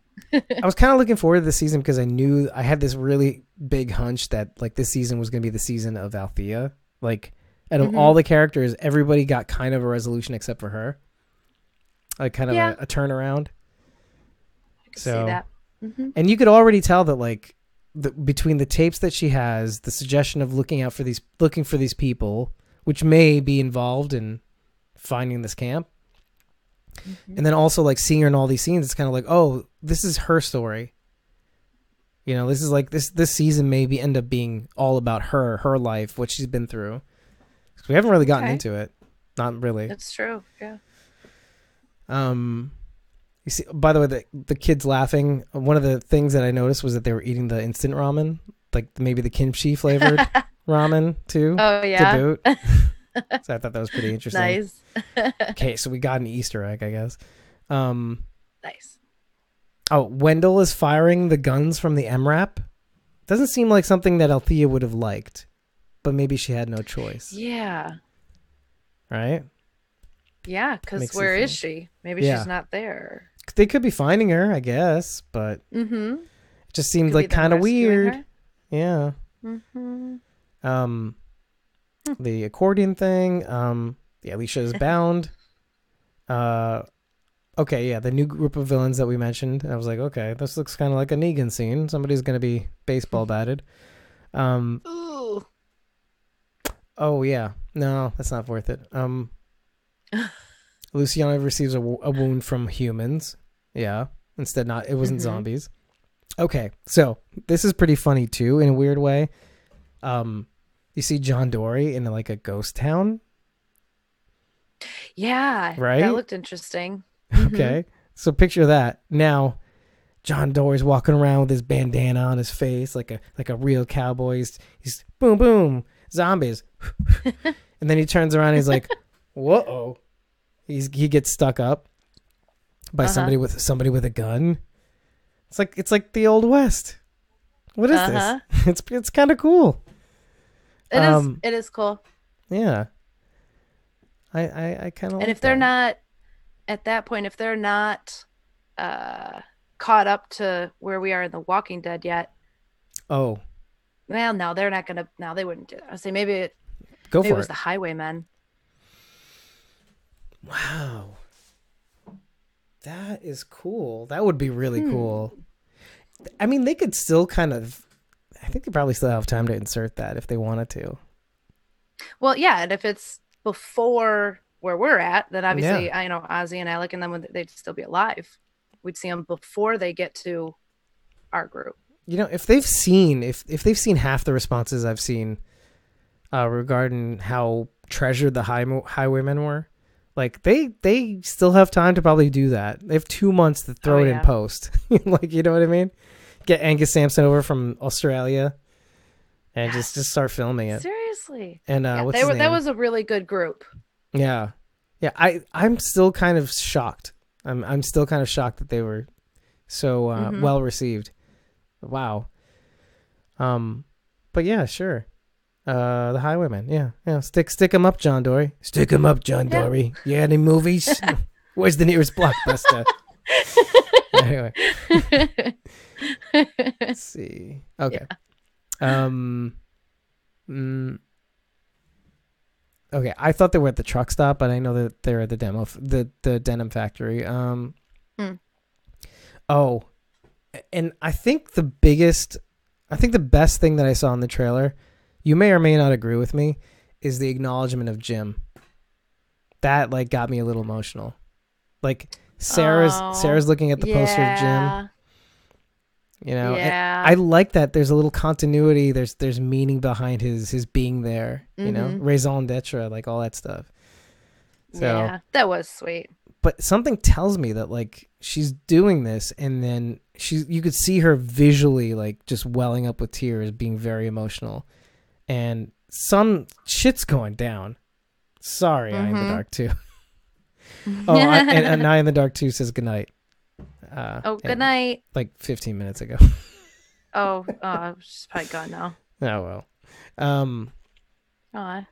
But yeah, and this is basically what she says. She says, You missed a shit pie a la mode today, Jimbo. Yeah. So whatever it was, they got through it. That tells me they got through it. Whatever it was, some stuff went down, but yeah. Some stuff went down at the OK Corral. Yeah. John Dorie, pew pew. How about that scene with Morgan showering? Yeah, that was out of nowhere. Okay. Yeah. I didn't know it was gonna be an X-rated trailer. Hello, Lenny James. Hello. Hey there. By the way, also kind of an unflattering angle too. A little bit. Like, a little bit. You see the arc of his belly going up. So there's no escaping how bad that angle is, no matter how skinny you are or anything. So yeah, it's like, ugh. I get it. See what I noticed. I mean, obviously, besides the obvious, you notice he's in the shower, but he's also taking his wedding ring off. Yeah, no, I wrote that down too. Well, I wasn't gonna stop staring, right? But I mean, right. I mean, doesn't mean he's not going to put it right back on. You know, I take my jewelry off to shower, so could be a normal thing, but I don't at all. No. I mean, I do. My wedding ring at least. I don't. I don't. Oh, it's gross. No, I'm sure it's gross. I'm sure this finger's gonna come off. You're cleaning it. No, but yeah, he was, looking at it like, I don't know. Does that mean he is interested in somebody, or maybe he's just made peace and letting the past go? See, this is how good of a husband I am. I didn't even think of that. Like, do you know what I mean? Like, No? when you saw him take it out, I didn't even think that, like, oh, he's interested in somebody else. Oh, I mean, it might take that to, to get him to take the ring off too. Right. I don't know. I mean, I'm just kind of surprised that he hadn't already. I mean, a ring is kind of an impediment. Like any jewelry, things that hang off of you. Well, I don't know. I always kind of regard it as kind of an impediment to your survival. Loose clothes. I mean, too loose, bad. Too tight, range of movement, right? Yeah. But just right. What Morgan's wearing is just right to do those Karate Man moves, as they said in the beginning of the fourth season. Yeah. Hey, Mr. Karate Man. But yeah, something bad will happen. Yeah, I'm starting to think we have all the luck in the world. This is the John and June scene. Oh yeah, he's so hopeful and optimistic. I'm scared for John Dorie. Yeah, it's like the second they give us something pretty cool, like I'm wondering when it'll get taken away from us. Yeah. And he's so like, I don't know. He's such a, I don't know. Just, I don't even know how to describe it. He just, I don't know, sees everything with, rose colored glasses. Yeah. Or like what is it? Like everything has like kind of a bit of a halo on it, like yeah, that, like a something like a J.J. Abrams, solar flare. Like, what I mean? Everything has a bit of that behind it. A little bit. Yeah. Yeah. He just sees the positive in everything. It's like, or almost dies trying with Victor. Yeah. But yeah, speaking of Morgan though, going back to that, it's like he does go into a monologue there as well, and he says, and this is definitely he's talking to Alicia here. He's like, it's not supposed to be easy. Can't just pick up a walkie and say we can help and that's it. It should be hard. Maybe that's how we know we're on the right track. I was very confused by that. I was too. Why should it be hard? That is not what confused me. I think the wording kind of tripped me up in the beginning though. Like, okay. So the hard thing I get because think of like what got him in the state. He had to. It's the idea of like trusting people is hard. Of trying anyway, even though you feel like you're gonna face bad news. Okay. Like that's hard. That's really really hard. Hard personally. Yeah. Okay. Not difficult getting people to help. It could be that too though. Like it could be that like where you're trying. Like, do you remember the beginning of the trailer? It was like the kid saying like we're here to help. Trust us. And the kid saying that's the first thing. So like obviously that's a climb. Like he's trying to convince this kid he's here to help them. It's not working. And he even says like, we're trying to help people. It just hasn't worked out.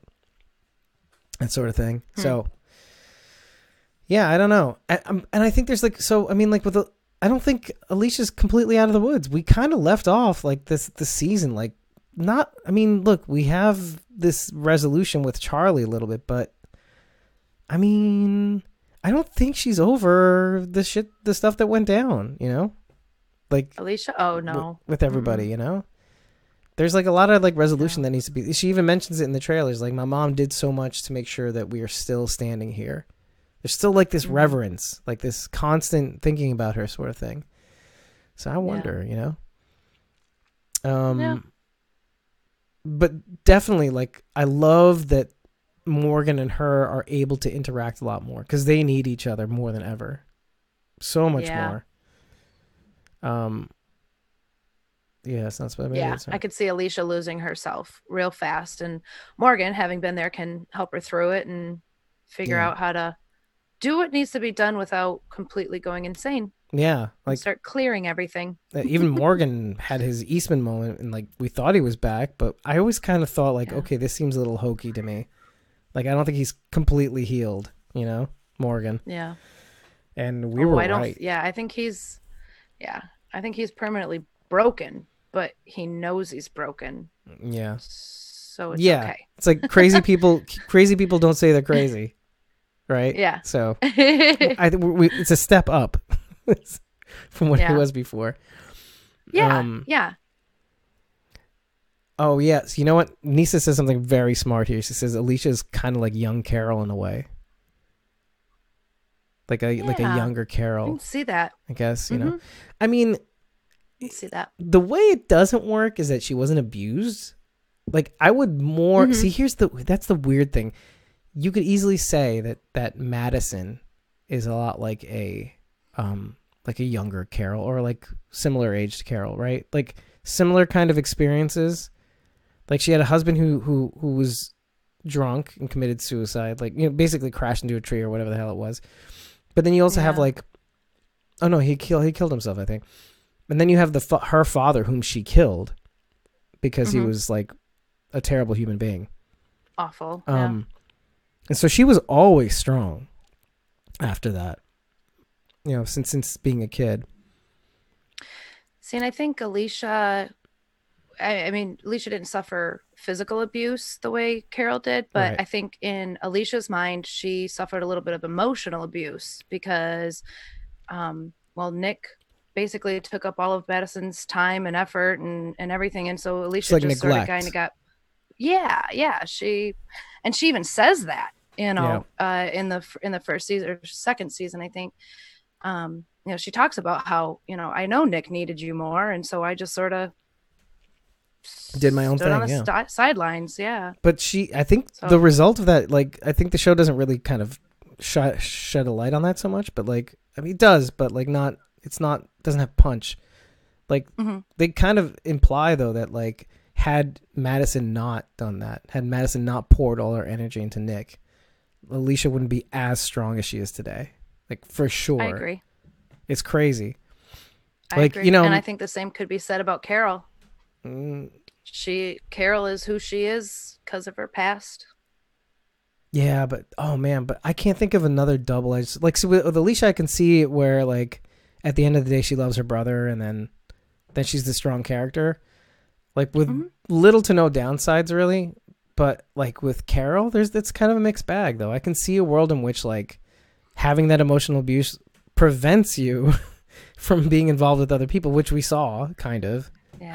How long a time did it take for her to kind of like ease into Ezekiel? Like forever, like in our universe, you know? And so, and well, that's going to harm her now because obviously she kind of broke it off with Ezekiel, you know? So it's definitely a double-edged sword on that one. But see, like when I compare Madison to like Carol though, I kind of see Madison as being like way more adept and strong and yes, manipulative. 100%.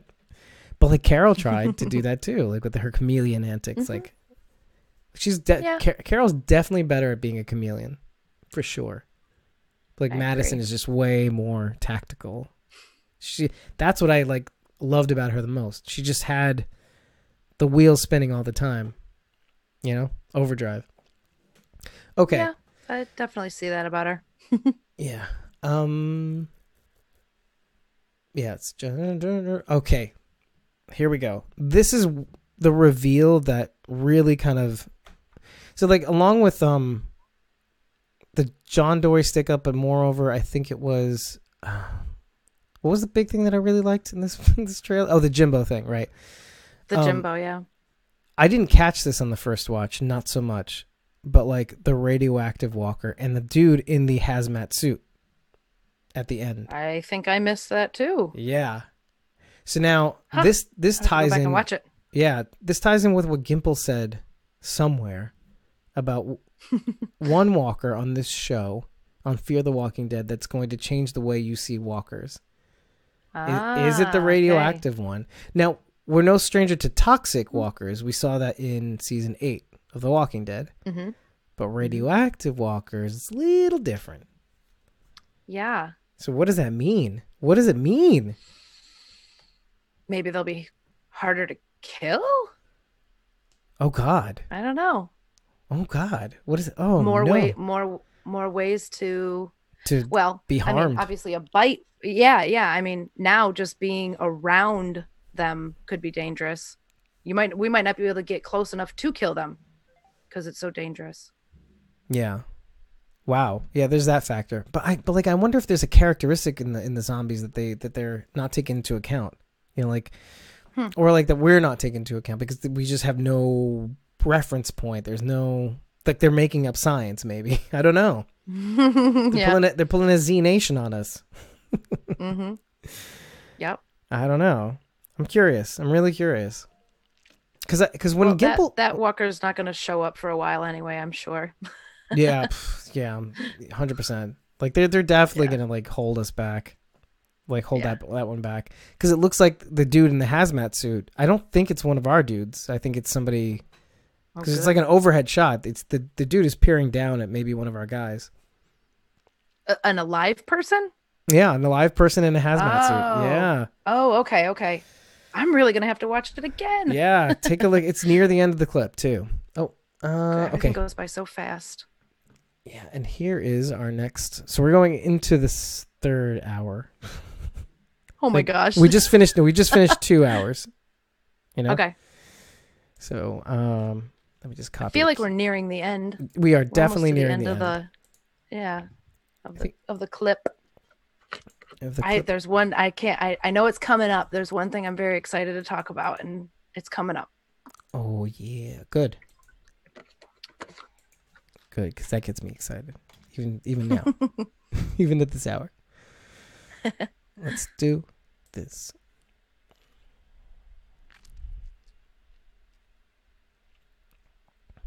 Okay. Boom.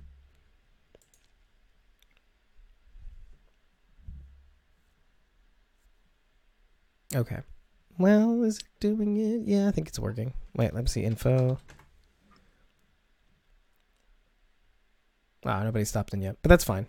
Okay. Okay, Nisa's now here. That's fine. Now we can start. Nisa's here. We can start now. Nisa's here. That's all that matters. Okay, so yes, radioactive walkers, cool, done. That is pretty cool. Snow walkers, we got toxic walkers, we had sand walkers, we had. I love when they get to do something different. And then I'll let you set this one up because I know this is your favorite one. Go ahead. We're here.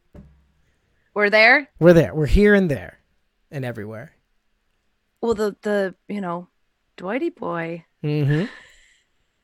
Break that scene down because it's like there's like this, then this, then that happens. Okay.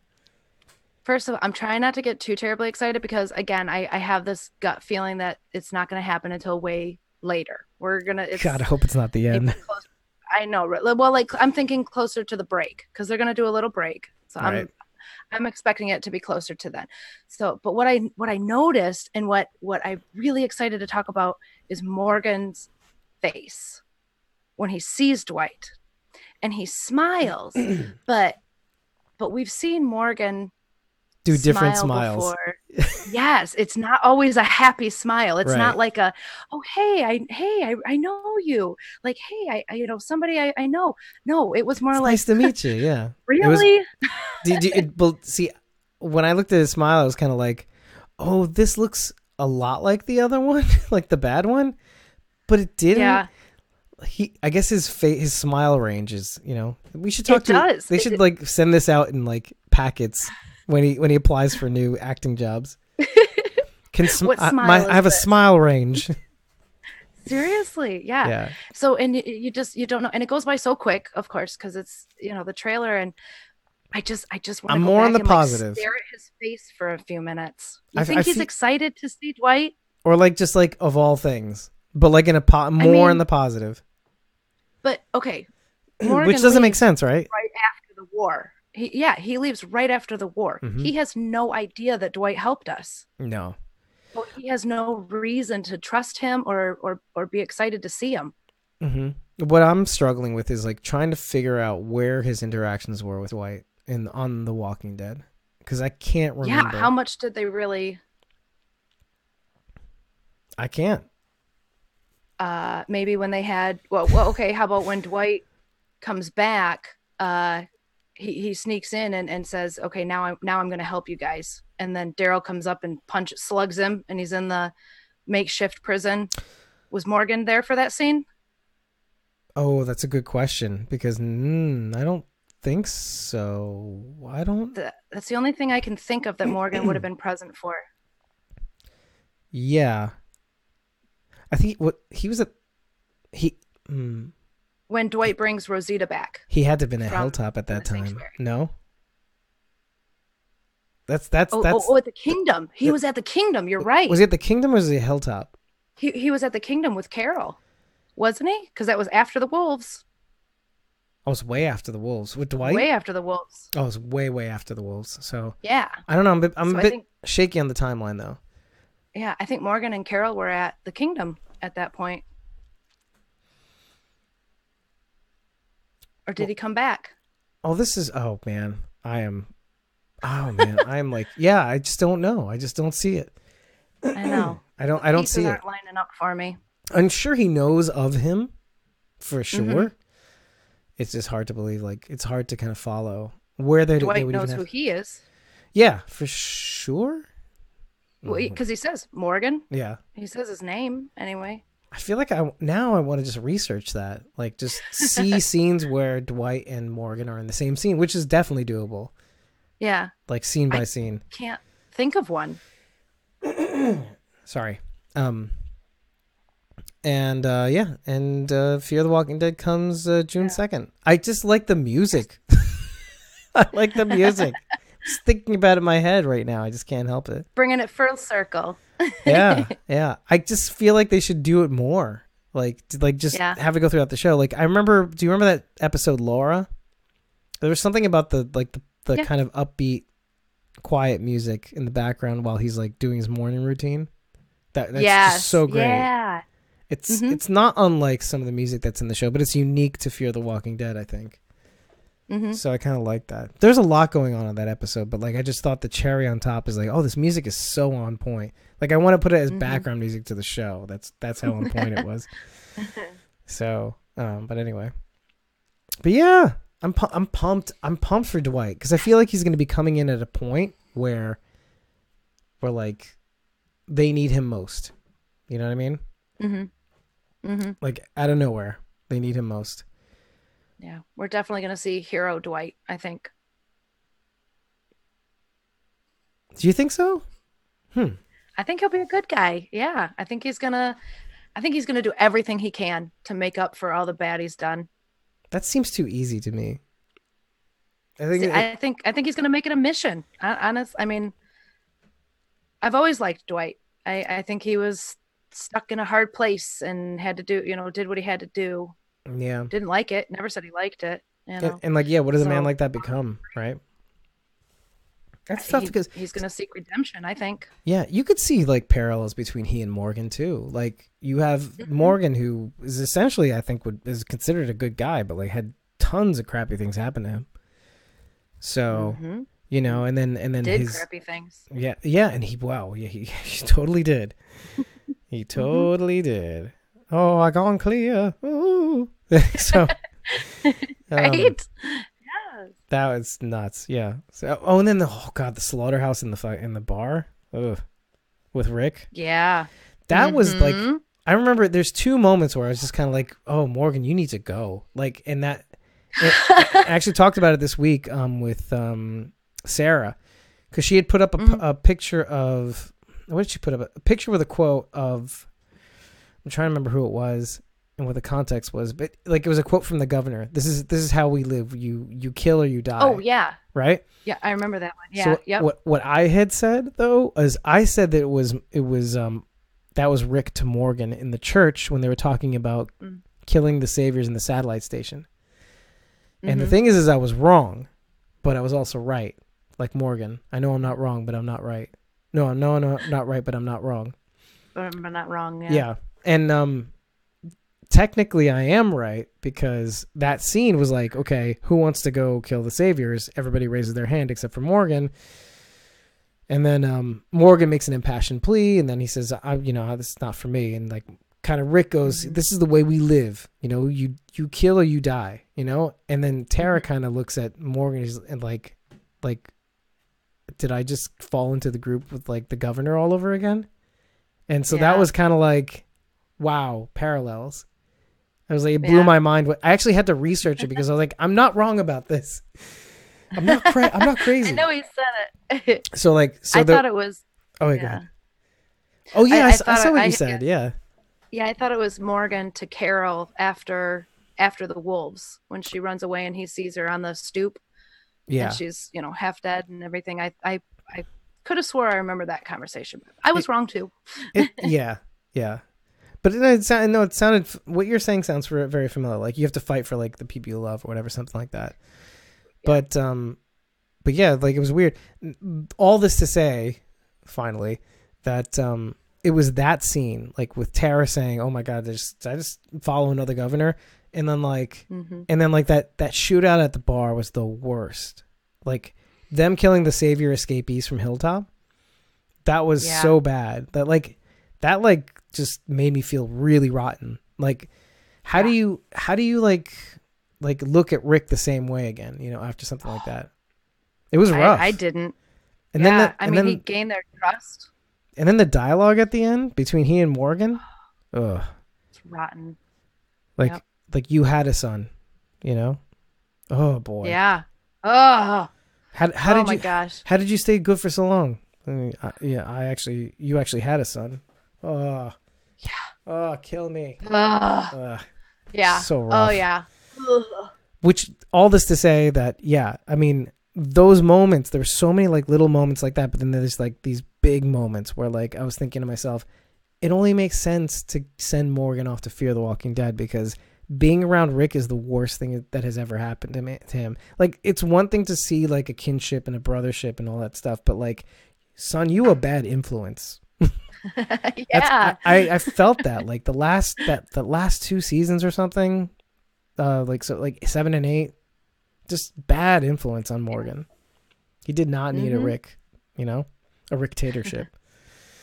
I mean, Morgan did need to kill sometimes, so I wasn't fully on board with the whole, you know, all life is part. No, not all life, but sure, most of it. I get that, but like then there's the other wide extreme. Kill everything. Right. Yeah.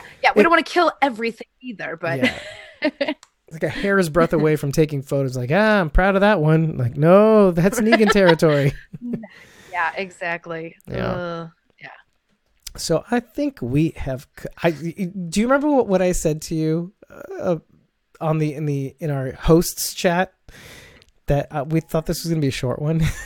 Very quick, yeah, short one, yeah, real short. Nah, that's not happening. That did not happen. Well, we covered a lot of shows tonight, to be fair. That's true. I think unbeknownst to us, we just kept tangenting into other like, let's talk about Chuck. Right. Let's talk about the 100. All the Walking Dead characters that have appeared on every other show ever. Yeah. How about that Jensen Ackles? Hey, Ian Somerhalder's still hot. You know he has a foundation, we went all the way back to Days of Our Lives. Oh my God. We were all over the place. Teen Wolf, who, by the way, the mom from Teen Wolf was actually one of the women that was in the prison. Scott's mom played somebody, Tyrese's girlfriend, I think, something like that, in the prison. Karen? I think so. Curly hair, like long brown.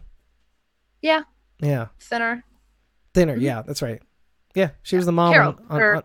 Karen, the one Carol set on fire. Yes, exactly. Yeah, that was her. Yeah. So she played the mom on Teen Wolf. Okay. Who coincidentally played a right to work. She was like in a right to work promo video also. Oh. Yeah, like anti-union. Nice. I was like, that was jarring. I was like, oh, okay. Girls got to eat, I guess. Huh? Absolutely. Got to respect the hustle. I guess. I don't know. Anyway, let's not go there. Right. This was fun. It was a lot of fun. Yeah. Very tired, but it's a lot of fun. I know it. Oh boy, 7:00 is going to come real fast. Zombie. Oh my God, we're gonna be like literally walkers in the morning. Anyway, folks, hey, thank you. Hey, so Thank you. You did not have to be here. we just barely covered the Fear the Walking Dead trailer. 2 hours to cover, almost 3 hours, 2.5 hours to cover a 4-minute clip. Yeah, that's exactly what we were warning ourselves would happen midway into this episode, like having not even covered it yet.